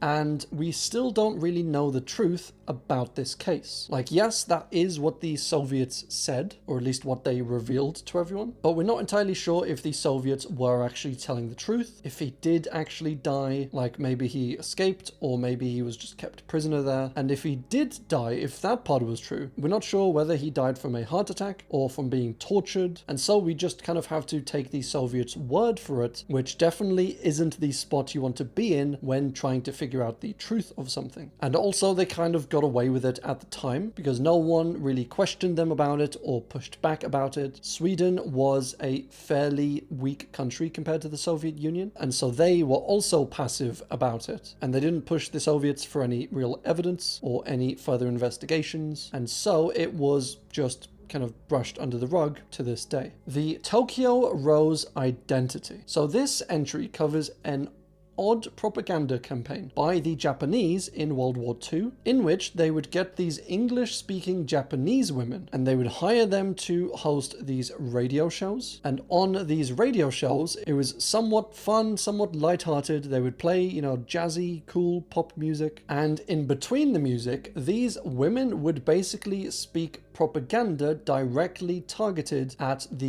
US troops. So it was assumed that the US troops would listen to this radio station, as there was cute Japanese women on it. It was one of a handful of English-speaking radio shows that was being hosted in the Pacific. And as part of this propaganda, these Japanese women would say stuff like, oh, it must be crazy being out here away from your family, away from home. Like, wouldn't it just be so much nicer to go back home, go to America. Like, imagine just lying down in a soft, warm bed, no fighting, no bullets. And then they would also say stuff like, your wife probably misses you. Maybe you've got little kids at home. It would be really nice to go back and see them. And also, while you're out here, your wife is probably cheating on you. And also they would mention like American death statistics. So often some of this information would be kept from the American soldiers. How many soldiers had died, how many battles they had lost, etc. As it was thought that this would bring down their morale. But these Japanese women, they were like, you've had 3 lost battles this month. You've had 100 or 1,000 or 5,000 or whatever dead troops. 7 American soldiers were killed just this morning. Basically, it was a way to send out propaganda to bring down the morale of all of these US troops and to get them scared, panicked, worried, to get them dreaming of going back home. And it was, I think, a very interesting tactic in the war. It wasn't really that effective. Like, most of the soldiers who listened to this just listened for the music and the nice girls who spoke on it, and they said, oh yeah, all that propaganda they're just spouting out doesn't really affect me, I'm not taking it too seriously. And all of these hostesses of the radio show, like, it wasn't just one woman, there were various women who kind of came and went, took shifts, and they never really had names on the radio show. But the American men used to refer to this as sort of a collective, and they would call all of these women represented by one name, that being Tokyo Rose. So they would say, oh yeah, Tokyo Rose was going off about this and that is what they knew these women by. And overall, we don't know the identities of a lot of these women, but we do know at least one woman who worked on this radio show, and that was a woman named Iva Toguri. And she was actually born in America. She traveled over to Japan just before the war, as she had a sick aunt over there. She wanted to help her, basically. And then when the war started, she wasn't allowed to leave Japan. Her parents were stuck in internment camps over in America, and she refused to give up her American citizenship, which meant she wasn't able to get certain benefits, like no stipend, no food, which forced her to look for a job during the war. And so one of the jobs she took was on this radio station, and they had this 75-minute long program they called the 0 Hour, which is where this show took place. It's where all this propaganda happened. And so she participates in this radio station. She said she tried not to say too much propaganda. When she was given scripts, given instructions, she would maybe like twist them a little bit as much as she could. And also during this time, she would actually visit prisoner of war camps. She would sneak food in for them. She would take care of a bunch of Americans. And so fast forward to the end of the war, Iva returns to the United States, and it's discovered that while she was in Japan, she participated in this radio show. So she was then charged with espionage, with treason, as she was an American citizen in a foreign country, especially one that America was at war with, and she was sending out direct propaganda to the American soldiers. But even though she was charged with these crimes, she wasn't convicted of them, at least not the first time, because the government basically agreed that most of the stuff that she said was fairly innocuous, fairly harmless, and as I said, she was known to use part of her wages during the war in order to help various Allied soldiers who had become prisoners of war. And so with all of this, the United States decided not to prosecute her, until soon after there was a larger push by some prominent people to actually punish her, to make an example out of her, and so she was soon charged again and convicted again of treason and sentenced to 10 years. She only in the end ended up serving 6 years due to good behavior, but when she was let out, she became somewhat of like a minor celebrity. She went by the name sometimes as Tokyo Rose. She would sign certain things Tokyo Rose, even though back in the day she never officially went by that name. And that is the story of Tokyo Rose. The Philadelphia experiment is an apparent experiment that was, according to some stories, actually successful. And it was an experiment that was apparently carried out by the Navy in World War II, in which they attempted to cloak a ship, the USS Eldridge, and according to different sources, they were either trying to cloak it from radar or cloak it entirely from like the naked eye, and also try to teleport it, with apparently the teleportation being successful, with the ship going from Philly to Virginia and then back to Philly within just a few minutes. And there's almost no evidence for this outside of a few eyewitnesses, a few testimonies, many of which were either later proven false or actually came forward outright and said, yeah, it was just a hoax, we were just having a goof sort of thing, unless that's what the government wants us to think, bloody aliens. And they have actually invented invisibility and teleportation technology. I mean,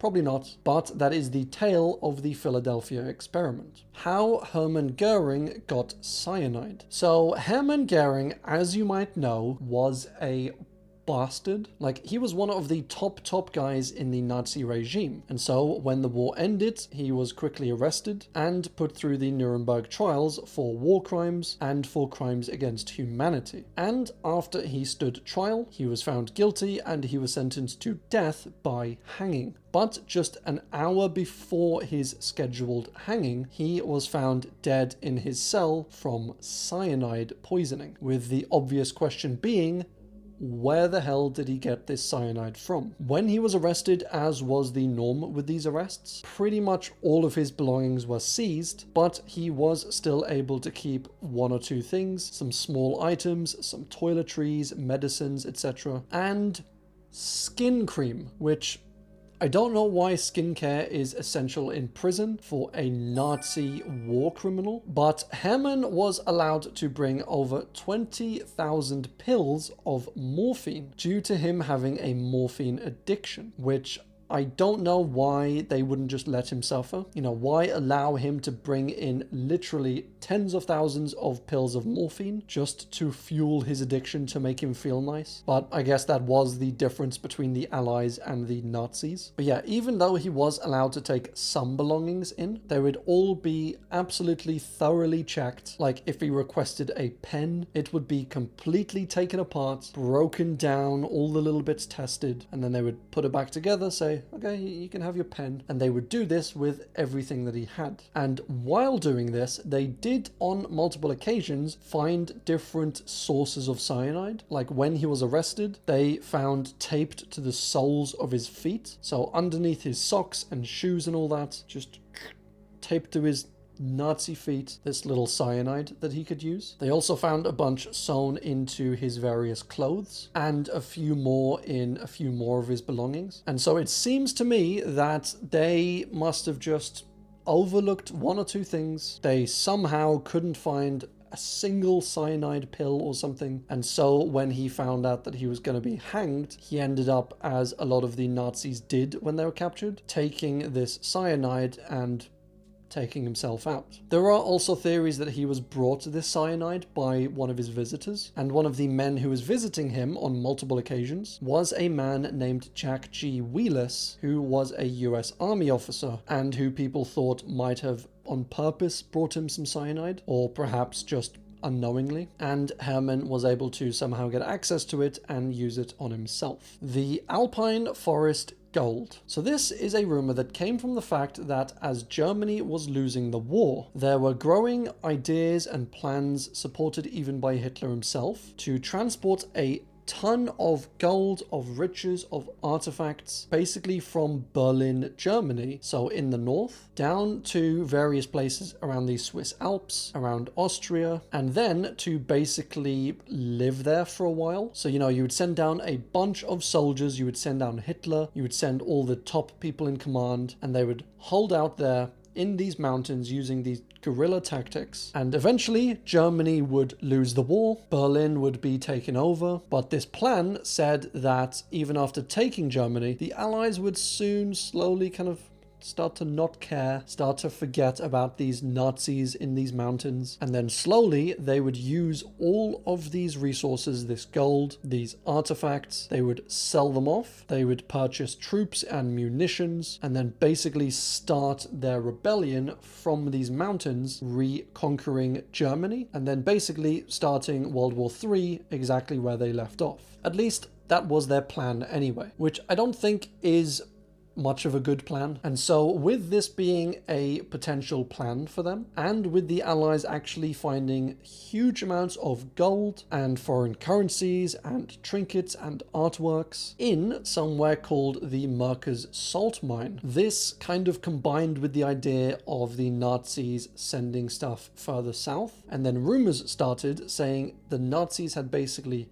set up these stashes all around the country in maybe caves or mountains or trees, or buried them underground, of just vast wealth stored in little areas scattered all around the country. But while this maybe could have been true, there wasn't too much direct evidence for it, just outside of a few particular places. But a little bit of extra information regarding this entry was that the Allied troops were afraid that the Germans and the Nazis would try to escape out of South Germany, and so there were Allied troops in South Germany that they had come over. The plan was to stop any retreats that might have happened, and this is where they caught the man in our previous entry, Hermann Goering, as he was actually being kept prisoner at the time by his own people, the German SS, because he had actually tried to overthrow Hitler and so was arrested and charged with treason. So yeah, fun stuff. The Rügen Island Nuke Test 1944. So this was a story and account that circulated mostly after the war that said that Germany was doing nuclear testing of these potentially early nuclear weapons on Rügen Island. And while that wasn't entirely false, in that Germany did do various weapons tests and other types of tests, vehicles tests, etc. on and around this island, there was no real solid evidence to say that they ever did anything radioactive or nuclear, or that they even came close to building a nuclear weapon. Compared to the United States, they didn't have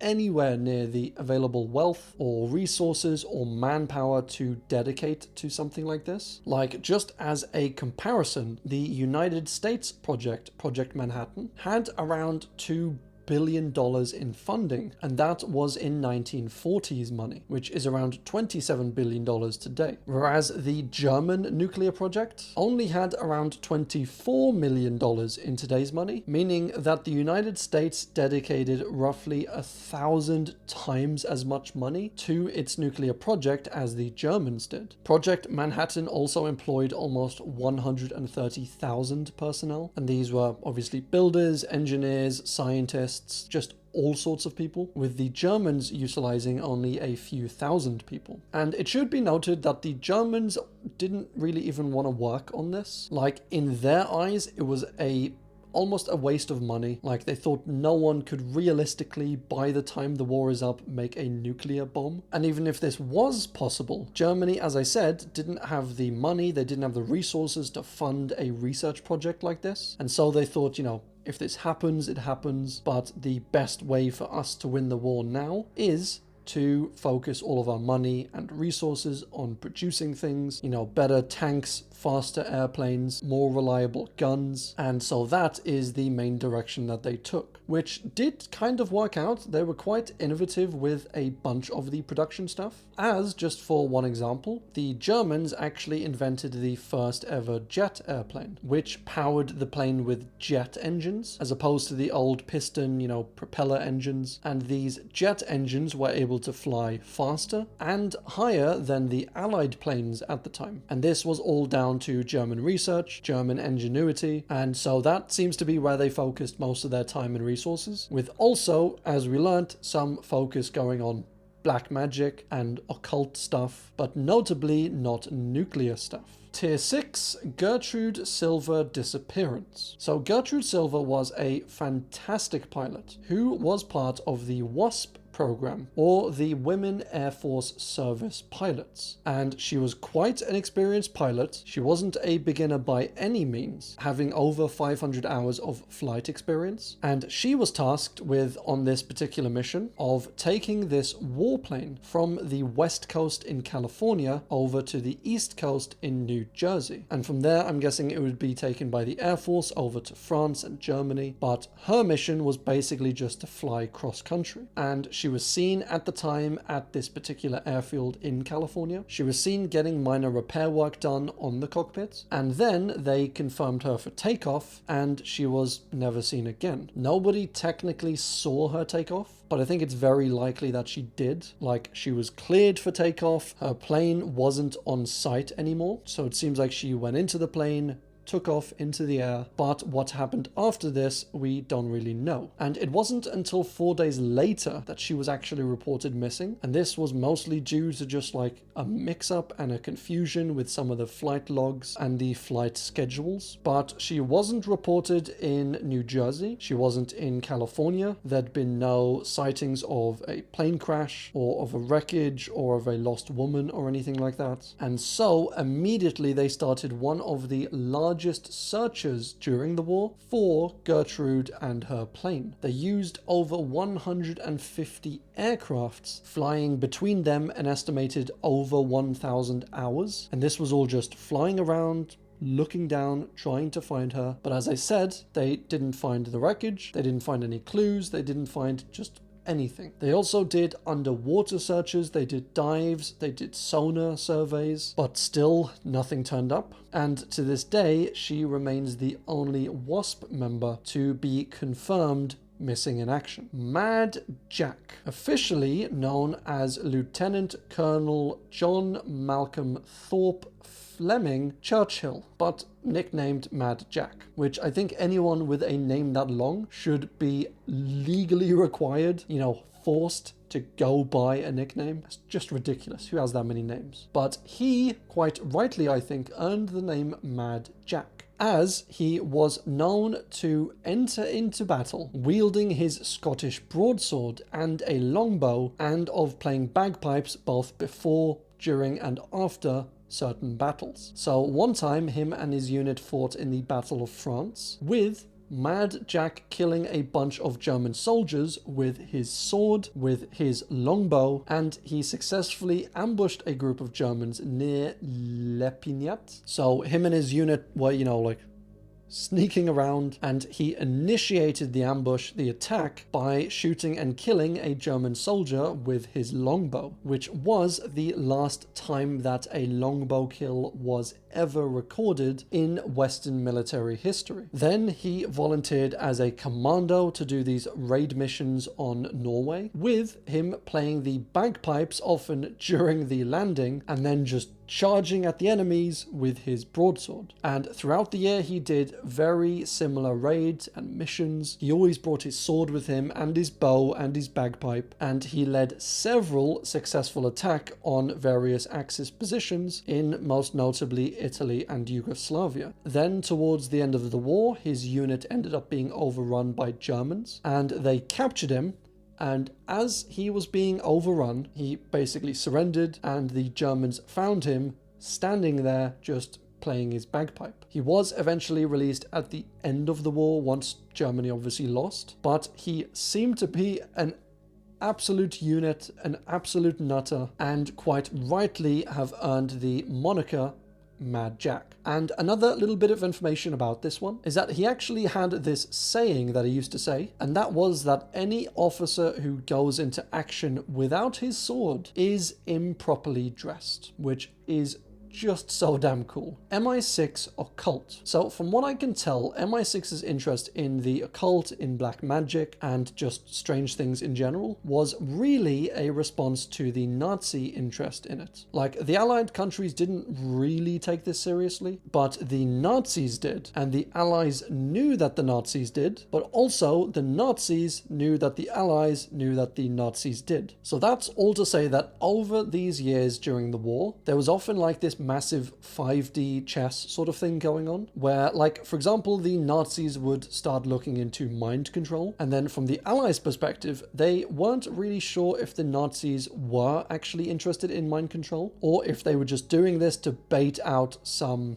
funding, or to use some resources of the Allied side. But ultimately, the Allies thought, well, we can't really take a risk on this. There's probably nothing to all this black magic and occult stuff, but if there is, we'd better just keep up with the Nazis just in case. And I think that was generally what was going on, but there were, of course, some Americans, some British people and soldiers and commanders and stuff who did genuinely believe in this, just not as much as the Germans did. And so that obviously led to stuff like black magic ideas, stuff like mind control, telekinesis, astral projection, super soldiers, zombie soldiers, and it was said that Hitler did actually believe in astrology. And so the Allied militaries actually had these kind of projects where they would make these fake astrological predictions and then send it out to the Germans in order to confuse them, in order to demoralize them. And also they would need to start learning about astrology themselves. Not necessarily because it was real and it affected anything, but if, for instance, the Germans did believe in astrology, then if you can learn astrology and what it means and how to decipher things, then you could potentially see what the Germans thought at the time. You could see maybe how it would influence any of their planning or any of their battles. So yeah,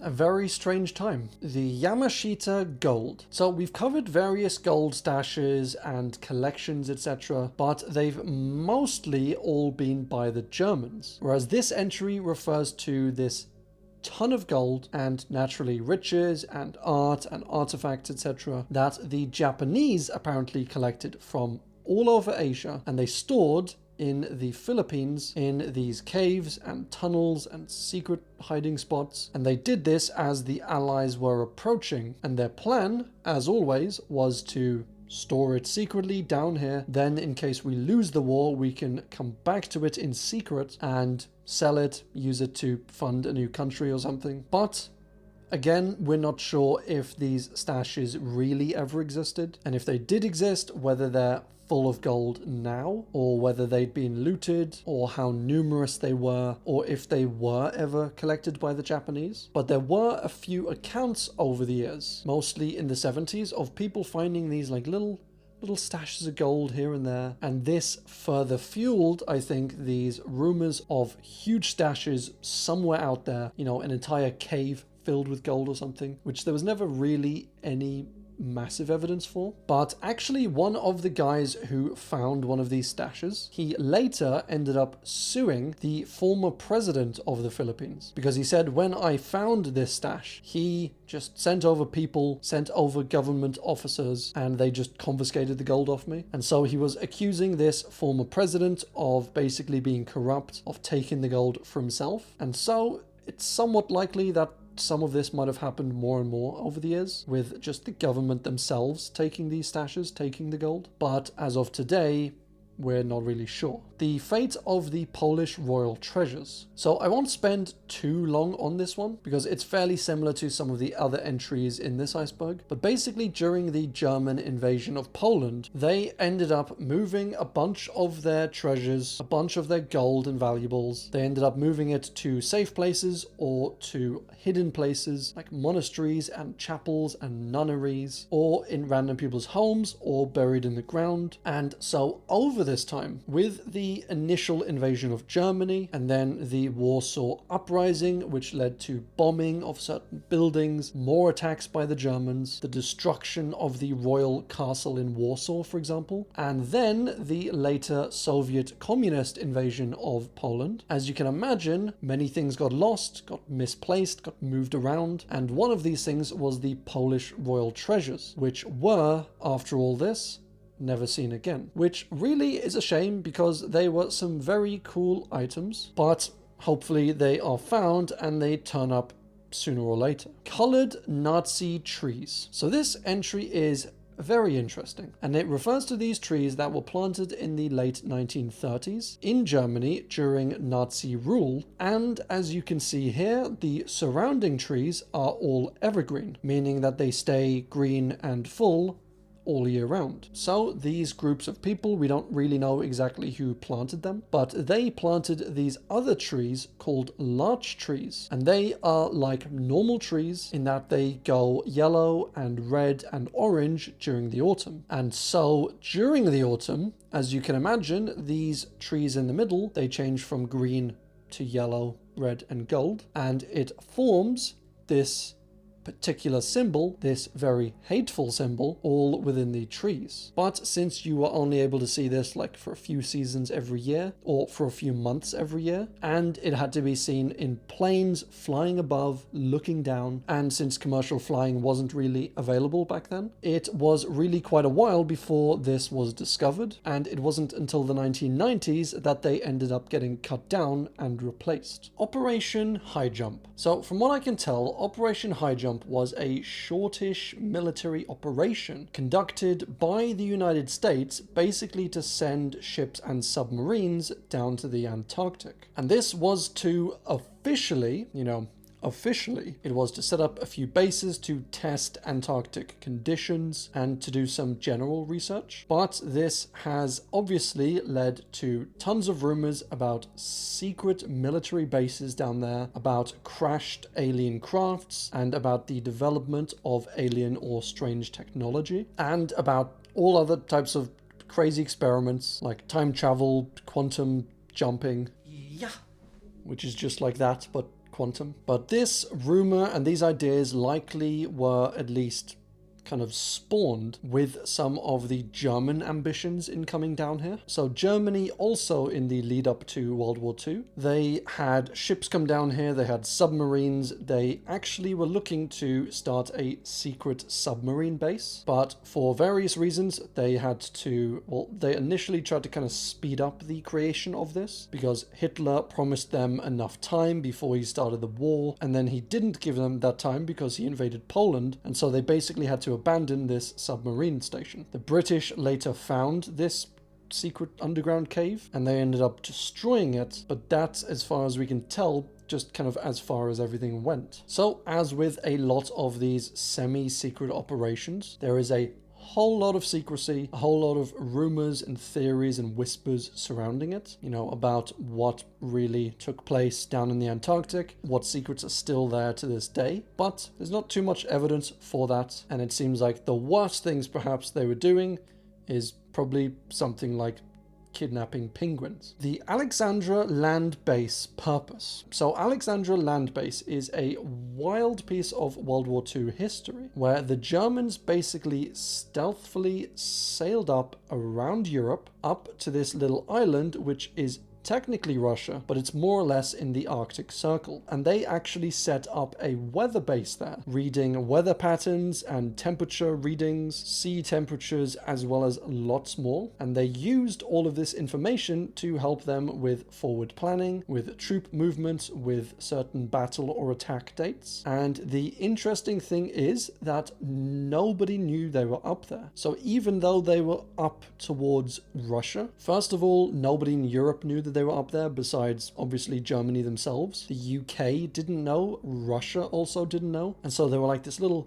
covert spy island benefiting from all this weather detection, temperature detection, sending all the information back to Germany in total secret. And they were, in the end, actually defeated by polar bears. Because what basically happened is they had killed some polar bears for food, and the polar bears ended up being infested with roundworms, which the Germans didn't know at the time. They ate the polar bears, and then they got like really sick, and they had to be rescued by German ships. And ultimately they ended up abandoning this island and never going back there. And it wasn't until after the war that the Russians ended up stumbling across this island, and they were like, what the hell is this? A random German weather station? So they went inside, found out it was completely abandoned, and that is how we know about it. Alois Brunner. So Alois Brunner was, I can pretty firmly say, a bad guy. He was one of the top Nazis in the entire regime, helping with the deportation of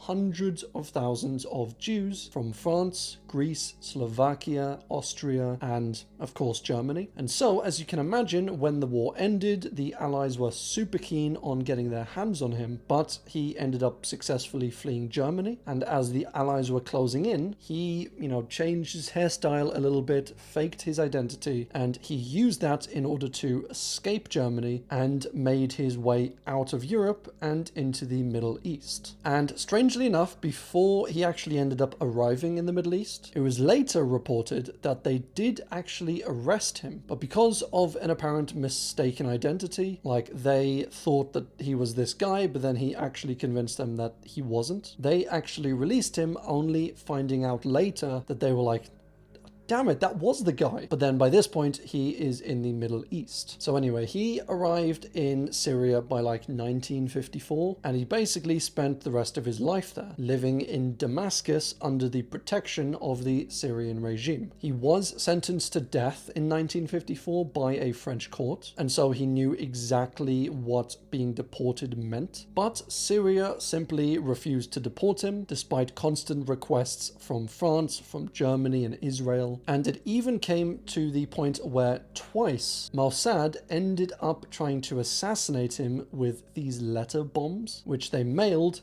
in the post, which then exploded when he opened them. And this was in the 1960s, and then they kind of played chill for another 20 years, and then they tried again in the 1980s. And though these letter bombs didn't kill him, the explosions did cause him to lose several fingers and an eye. But according to reports from Syria, he did end up dying sometime between 2001 and 2010, sadly having never faced justice. Odessa, which stands for, and I'm very likely going to mispronounce this, but it stands for Organisation der ehemaligen SS-Angehörigen, or, in human language, I'm kidding, I love the Germans really, but in English it means the Organization of Former SS Members, and it was a secret underground network reportedly run by the Nazis in order to help SS officers and members escape prosecution and capture after World War II. And this was mostly done by arranging transport to,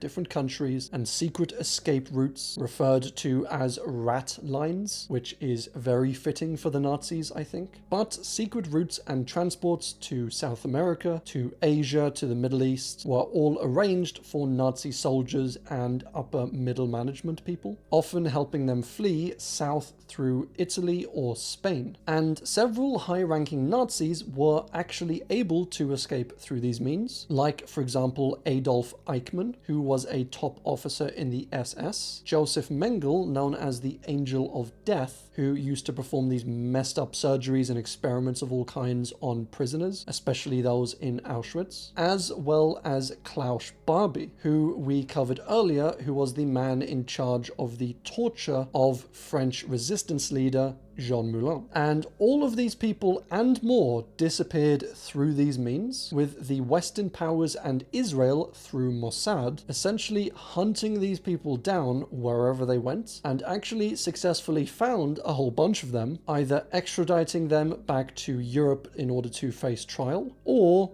just by assassinating them. Werewolf was a plan created by Nazis towards the end of the war, where, according to the plan, they would basically have this small resistance force, and they would send them out behind enemy lines, so that if you can imagine, here is Berlin and all of these Allied forces are closing in around them. They would take this guerrilla secret force and they would send them like out here in a secret area, and they wouldn't fight the Allies, but they would just lay low, and then eventually the Allies would slowly move in around Berlin, and you would then have all of these forces outside of the enemy lines, and their job was basically to perform guerrilla warfare on the Allies from behind them, so that if you're the Allies, if you're the line of Allies here, you're fighting the Germans from the inside, but also from the outside. Then these guerrilla insurgency movements start to pincer you, and this would, according to this strategy, force the Allies to kind of slow down, to turn around, to deal with the enemies behind them. And while there were some attacks here and there, it seems like the plan didn't really work out too well, or it was abandoned or given up on too quickly. As the end of the war kind of wrapped up, a lot of the German soldiers just ended up surrendering, and that was that, with no massive resurgency. The Pearl Harbor warning. So Pearl Harbor, as you all might know, was an attack by the Japanese Navy Air Service, where on December the 7th in 1941, they flew a bunch of these planes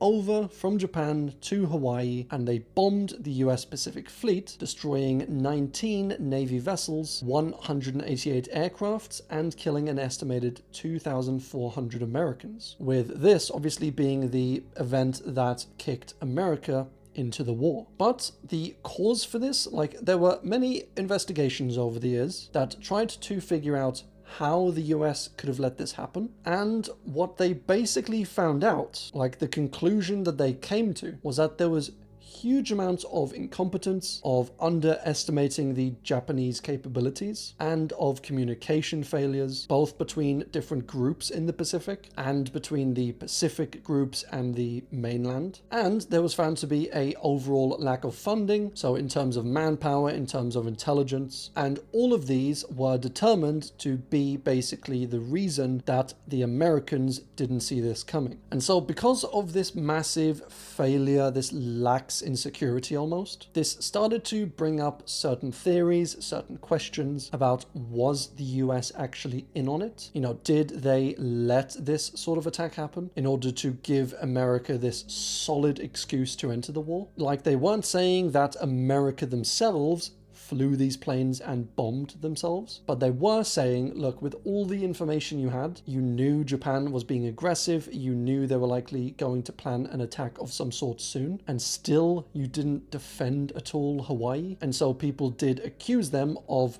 knowing in advance that it was likely going to happen, but saying like, all right, let's just chill. Let's let this attack happen. They'll blow up a few planes and ships, and then the American people will get on board with this war, and we'll be able to go full force into Japan, into the Pacific. And yeah, that was one of the theories. So it's either that or the government was just really ineffective, really incompetent. I will leave that for you to decide. Purple magic. So everyone's heard of the Enigma machine and the encryption which goes along with it, which is basically what the Germans used to encode their messages, mainly around World War II. And this was, as you know, insanely complicated. It was a very cool, very clever system by the Germans, but it was eventually cracked by Alan Turing and his team in Britain, and also with lots of help from various other nations, not least of which being the Polish mathematicians with their work in the 1930s. But that was, as I said, the German encryption. But the Japanese used an entirely different encryption system, and the Purple and Magic projects were projects run by America in an attempt to break this encryption. And these projects were at the time just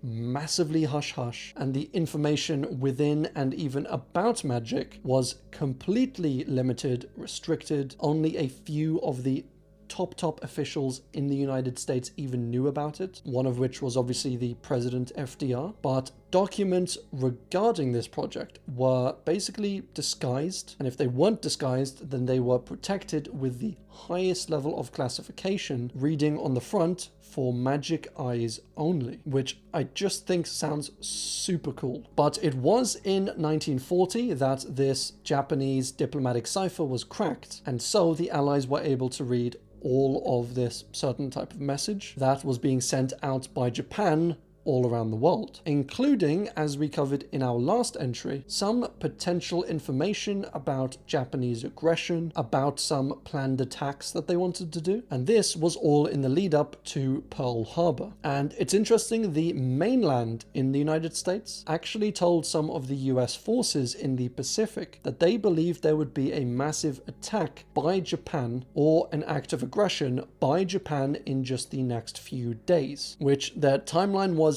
a little bit off, but this was just a few weeks before the attack on Pearl Harbor, which again just goes to show you how seemingly incompetent and unprepared the United States in this area seemed to be at the time. Haunebu is the term for Nazi special flying crafts. So basically man-made UFOs, Nazi UFOs, perhaps powered by anti-gravity energy and or technology found inside a fallen alien craft, or maybe a special scientific discovery like a rare unknown element or something, or something occult, something otherworldly, other dimensionally. But this, as far as I can tell, is mainly just based in rumors, in theories and ideas and whispers. Ooh, spooky. And doesn't really have any solid, reliable evidence, such as legitimate photographs or testimony or official documents. But it is still very cool. Tier 7, the Nazi search for the Holy Grail. So we covered this briefly a little bit earlier on, but as we explored, the Nazis, especially the SS, and especially people like Heinrich Himmler, were just obsessed with heritage and the occult and archaeology all around the world, finding ancient artifacts, using these for their own nefarious purposes. And so they, I think, would be foolish to not attempt to go for some of these main super famous, arguably super powerful artifacts, like, as in this entry, the Holy Grail. Now, the Holy Grail, of course, is thought to be the cup that Jesus drank from during his Last Supper, and it has been sought by a lot of people for millennia, basically. Partly just for its value as an artifact, just as you would search for any old object like this. Also, partly as a piece of religious history, and also because some people think that it has magical powers or divine powers, with rumors that whoever drinks from this cup shall receive eternal life, or at least be fully healed and rejuvenated. And so in the Nazis' quest for this cup, they found an expert in the tales of King Arthur, and, you know, by extension, the Holy Grail. And this was a man named Otto Rahn, and he was quite knowledgeable. He was a great historical buff, and he was hired by the SS in the 1930s to help with this quest for the Grail. So Otto used his knowledge. He suggested a few areas to search in, to dig in, and the Nazis went off there. They started to dig. They started their archaeology, which was mainly in France. There was a little bit in Spain, but they ended up really finding nothing. And so after a few of these searches, the Nazis started to get, I think, a bit actively annoyed at Otto, as they thought originally that Otto might be able to help them. He might be able to lead them to potential dig sites for the Holy Grail. And so when these searches started to fail, they started to ask Otto of proof of his Aryan heritage, which they were a little bit suspicious about. And also, Otto Rahn was openly homosexual, which is another thing that the Nazis were fully against. And so, likely fearing backlash from the Nazis at this point, Otto ended up resigning from the SS in 1938, with him strangely, mysteriously dying just a year later, reportedly freezing to death in southern Austria. But his death didn't stop the Nazis on their mission for the Holy Grail, and they continued to search France, Spain, Northern Africa, various areas in the Middle East. They went to pre-Christian sites, they went to various places in Europe, to ancient pagan worship sites, and obviously they never did find the Holy Grail, which you know, is probably for the best. Submarine U-530 was a submarine that was out in the waters around Puerto Rico, and it was just doing what submarines do. It was bombing and attacking ships out by the US East Coast, and when the war ended, Germany surrendered, and this ship received orders by the Allies to completely surrender. And they said no, and then they just completely disappeared. So 2 months later, this sub turns up again in Argentina, and it is there that they then do end up surrendering, and they give over their sub. The people on board are all taken, arrested, and so there's this whole mystery surrounding this sub of why they didn't initially surrender and of where they went for these missing 2 months. And obviously the main standard theory would be probably they didn't trust that the war was over and they went just bopping around wherever, and then eventually they were convinced the war was over and they ended up giving themselves up. But there are theories to suggest that, as we covered earlier with the Odessa project, that this submarine was responsible for shipping Nazis all around the world. And so perhaps when they were ordered to surrender, perhaps they had on board some important Nazis, and so they refused to surrender, they disappeared, they went to somewhere in South America, and they arranged for some of their top Nazis to escape the sub, to go disappear in one of the many places in South America, and only then, 2 months later, did they sail on to Argentina and surrender their submarine, which I don't think either theory is too bad of a theory. Like, it is certainly possible that they didn't believe it was the end of the war, or some communication got mixed up and they just didn't want to surrender. But it is also possible, as we know, as I said, from the Odessa project and, you know, group, that there were many ships, many submarines dedicated to arranging transport for various Nazis, and so it's also absolutely possible that that could have been the case. The P-40 plane isn't a very exciting entry, I don't think, but the P-40 was just basically the main fighter plane used during World War II. It was first tested in 1938, it saw widespread use throughout the 1940s, and was used throughout Europe, throughout the Pacific, Northern Africa, China, the Mediterranean, and honestly, when you look at them, you can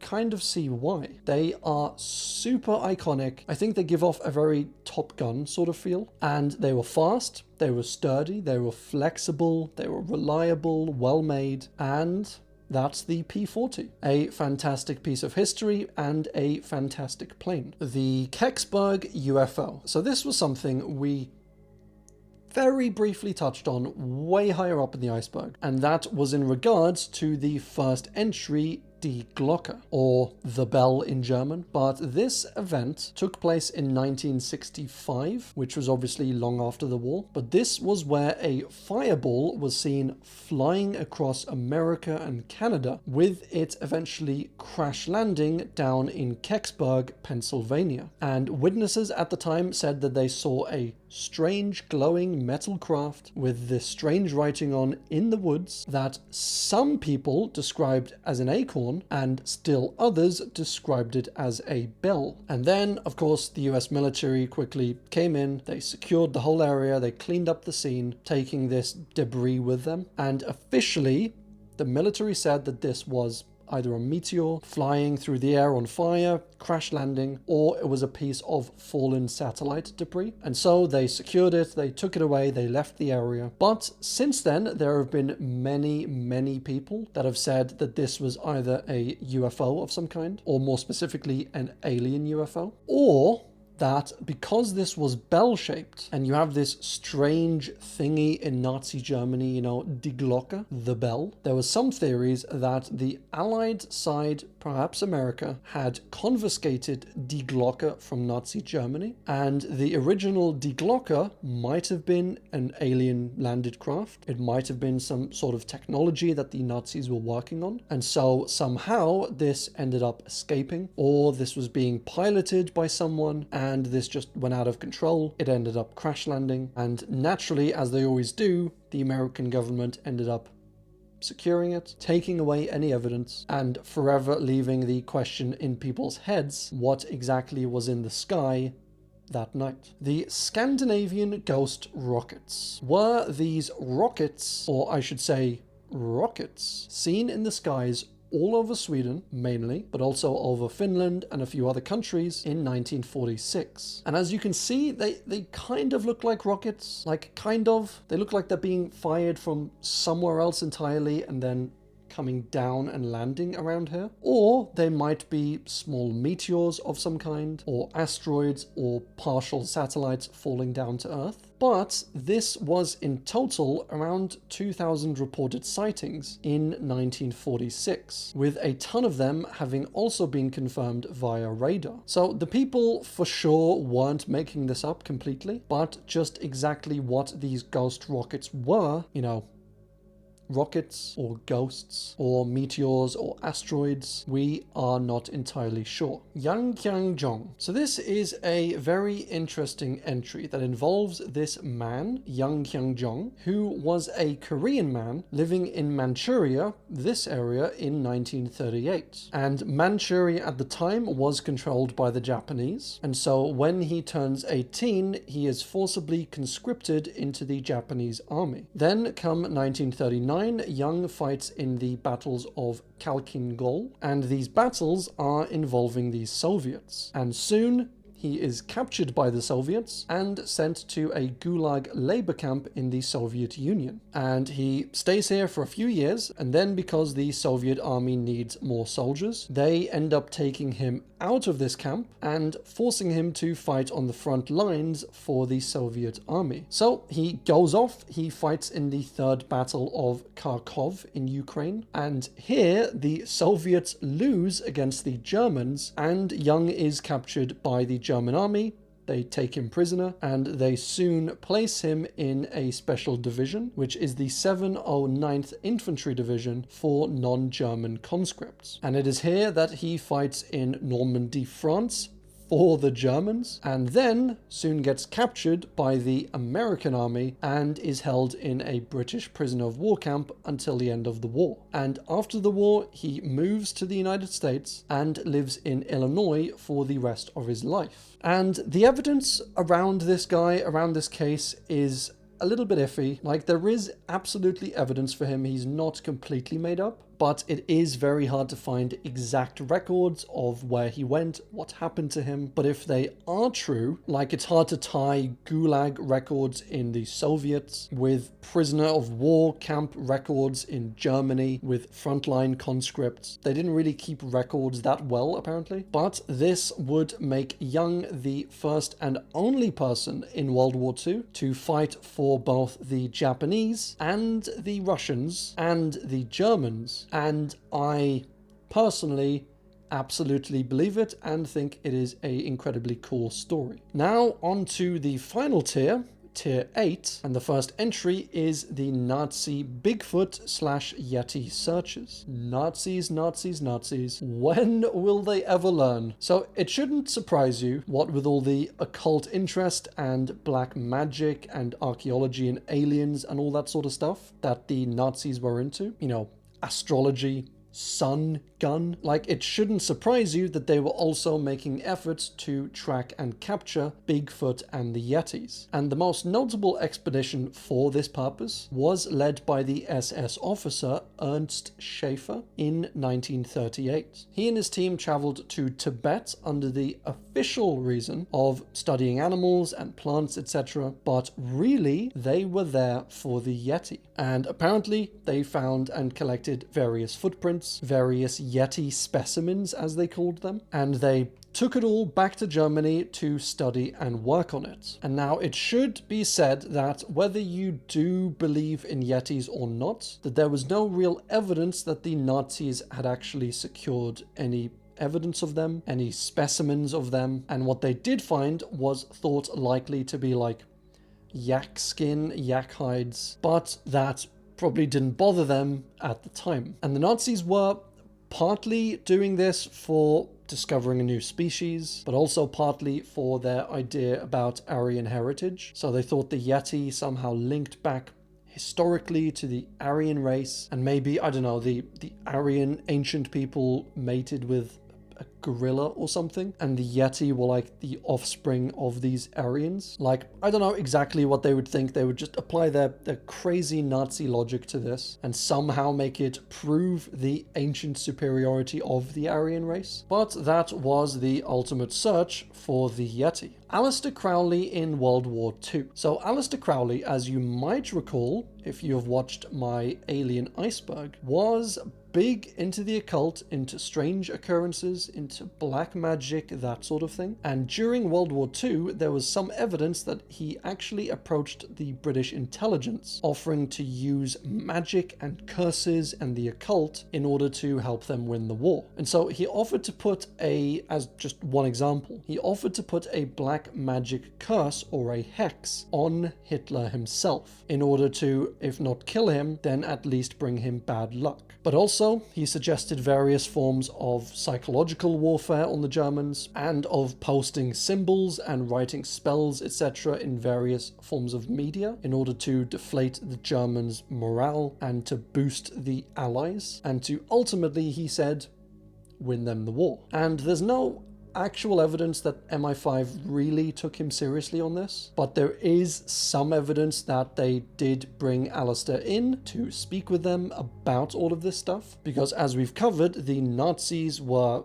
at least somewhat into the occult, into black magic, into spells and ancient histories, and so Aleister Crowley seemed to be fairly well informed in this, and so he could perhaps explain a little bit around it, help the British intelligence understand what the Nazis were getting at. And I think that's probably what did happen originally, and then he likely made the offer to them about putting a hex on Hitler. And yeah, I mean, I guess we can't really prove that he didn't put a hex on Hitler. Hitler did end up losing the war, so it's entirely possible that Aleister Crowley was solely responsible. Operation Cone of Power. So I thought we were done with the occult stuff, but apparently not. But this was an operation, or a ritual really, that took place on the night of August the 1st in 1940, which is a very important and necessary date in the pagan and occultist circles. But this took place a few months after the evacuation of Dunkirk, and it was around this time that Britain genuinely thought that a German invasion might actually be attempted. So that is the Germans invading the British Isles. And so a man named Gerald Gardner held this meeting and decided that the last line of defense was to gather in this New Forest coven with 17 others and perform an important, very powerful ritual, with a lot of these people he was with being descendants of powerful witch families. So they apparently had that magic flowing through them. So they all met up in this forest. They got naked because, you know, why not? You can't have these pesky clothes interfering with this magical energy. So they all got naked, they started to dance around in a circle, and logically, as you would do, they started to dance around in sort of a spiral, which channeled this energy, focused it all into a single point, into a cone, and then they directed it, they fired it in the general direction of Berlin, with the idea being that they would psychically build up this energy, they would channel it, and then fire it straight over to Hitler, with the idea being, I will not invade the British Isles. And so kind of like Inception, where it just plants an idea in someone's head, the plan was for Hitler to just wake up one day and be like, yeah, I don't really feel like invading Britain anymore. Many of these people who got naked and did the dance, especially the older folk, a few of them actually ended up dying after this ritual, basically due to freezing to death, as obviously they had no clothes on. But according to them, this ritual actually worked, as Gardner later said that he would not claim for certainty that witches had stopped Hitler, but he said that the purpose of the dance, of the ceremony, was to put into Hitler's head this idea to never invade Britain, and he never actually tried. So yeah, checkmate, non-occult believers. Kugelpanzer, German for ball tank is a small tank designed to fit on and protect your nether regions. No, it's not. It was this honestly super cool looking tank that was fully enclosed and more like a wheel than a ball, if you ask me, but I kind of get what they were going for. And it was designed likely sometime around 1942 and was only used really in like small scale operations, as it wasn't very heavy, or it was heavy, but obviously not as heavy as a large tank. And so it was used on these smaller operations where they didn't need the size and firepower of a large tank, but it didn't really see too much use in the war. And there is actually a single surviving Kugelpanzer that we know of that has survived to this day and is available for viewing in the Lubinka Tank Museum near Moscow in Russia. The death of Subhas Chandra Bose. So Subhas was an interesting character, and he was an Indian citizen who super massively opposed British rule in India. And so since apparently the enemy of my enemy is my friend, he escapes house arrest, as at the time he was under house arrest for basically inciting violence against the British. And so he escapes his home, he then flees India, and he travels across Afghanistan, all throughout Europe, and he finally makes his way over to Germany. And while he's there, he meets with some of the top Nazis, even Hitler himself, and he basically says look, I'm wanting to throw or overthrow the British in India, and you are also looking to take over the entire world, kill all the Jews, whatever you're doing. Okay, it's not really the same goal, but can we help each other out here? And so the Nazis end up supporting him. He gathers this army of Indian prisoners of war, and he flies over to Japan, where he joins in the Japanese attacks against the India, indirectly attacking Britain. And so he goes over there. He declares himself basically the head and the ruler of this new state, the Provincial Government of Free India, and he eventually ends up losing. They have to retreat, and then eventually towards the end of the war, when flying over to Manchuria, his plane ends up crash landing in Taiwan and he dies shortly after. So yeah, I'd personally never heard about this guy in my life, but it was a very interesting part of the war that I think isn't spoken about nearly as often as a lot of the other stuff. What did Werner Heisenberg and Niels Bohr talk about in Copenhagen? So Werner Heisenberg was born in Germany and Niels Bohr was born in Denmark. Both were absolutely incredible physicists, and they had worked before in Copenhagen, and this was before the war, with Bohr being basically Heisenberg's mentor. He was older than him. Heisenberg in general kind of looked up to him, and so at the time they were very good friends. Then eventually the war starts. Heisenberg becomes one of Germany's leading, most brilliant scientists, particularly in regards to working with nuclear, which, as we explored earlier, Germany didn't really fully explore, potential nuclear weapons. But early on in the war, Heisenberg did fly out to Copenhagen, which was at the time a neutral country, and he met with his old mentor, Niels Bohr. And so he's over there for a few days. According to the testimony, the two go out together on a walk, and while they're on the walk, they discuss some important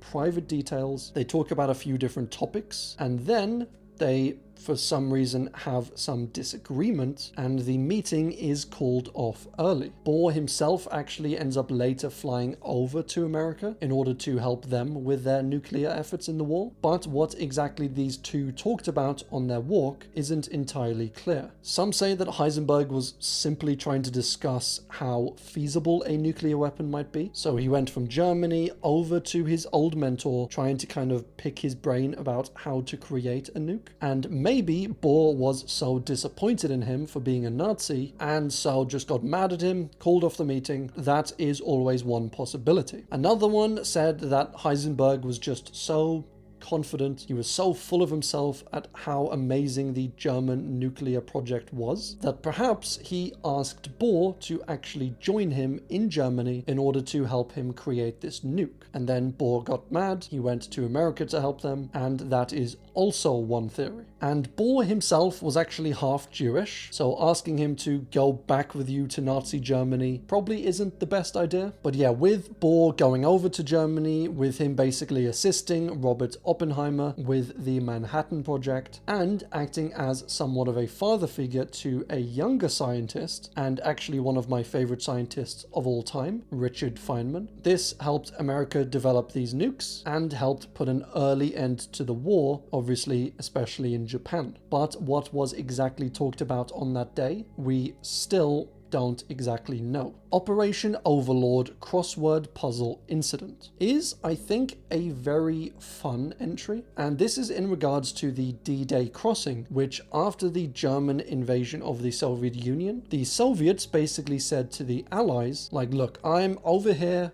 fighting the Germans, can you at least attack him in some way on your side to make this at least a two-front war for the Germans? And so, soon enough, this land invasion of Normandy was planned, it was organized with a bunch of the Allied troops and forces, mainly British and Americans, landing in Normandy. And this was basically the beginning of the end for the Germans in the West, as after they landed, they were able to secure this whole area, and from there, they pushed further and further inland, into France, into Germany. But this mission, the whole invasion of Normandy, this was, as you would expect, code-worded in Britain and the United States, as almost every mission is, and it was known at the time as Operation Overlord, with Operation Neptune being basically the same mission, but just the naval part of the mission. There was also codename Utah and codename Omaha, which were segments of the area that the troops would land in. And also there was codename Mulberry, which referred to the artificial harbors that were used during these landings. So a lot of code words, as you might expect, in order to keep some secrecy behind this mission. And soon these British intelligence officers started to notice in like the lead up to D-Day, they started to notice that in the London Daily Telegraph, strangely, there were a bunch of these code words used for this mission that were being used as answers for these crossword clues. So on the 2nd of May 1944, for example, the word Utah appeared as an answer. Then a few weeks later, the word Omaha popped up, and then 5 days later,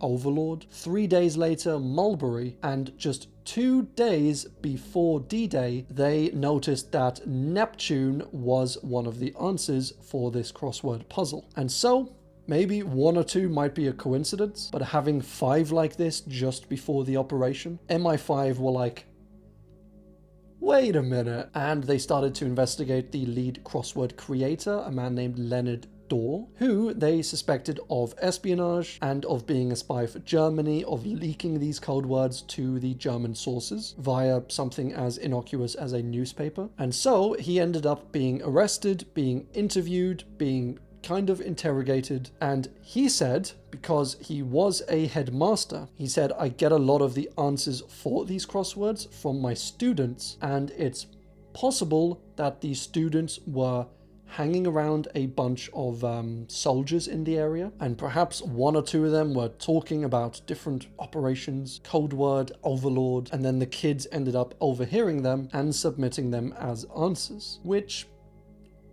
yeah, it is possible. That is always a possibility. And the British intelligence apparently were convinced of this as well, and they agreed that yep, he is innocent. We're not going to charge him with espionage or anything. And the fact that these crossword answers were part of these code words was, they decided, was just a pure coinkydink. Operation Bodyguard. So we covered earlier the landing of these Allied troops in Normandy, also called Operation Overlord or D-Day, but there was, in conjunction with this, something called Operation Bodyguard, which was basically a disinformation and distraction campaign in order to disguise just exactly when and where this crossing would take place. So as you can see from this map, they planned multiple attacks, some small, some medium, some disguised to look larger than they are, with perhaps fake tents, fake troops, fake tanks and planes, and others, like the main Normandy crossing, Operation Overlord itself, it was made to look smaller than it actually was. So they made a big effort to disguise troop movement up until this time. They camouflaged stuff like tanks and boats, and the idea was to kind of build up soldiers in the south of England, try and make it as hush-hush as possible, and also to act like we're gonna invade on the north of France or the northeast, perhaps some attacks over in Germany itself, also some up in the Nordic countries. Maybe we're gonna invade France from the south, or we're gonna attack Italy instead. Like, there was all of these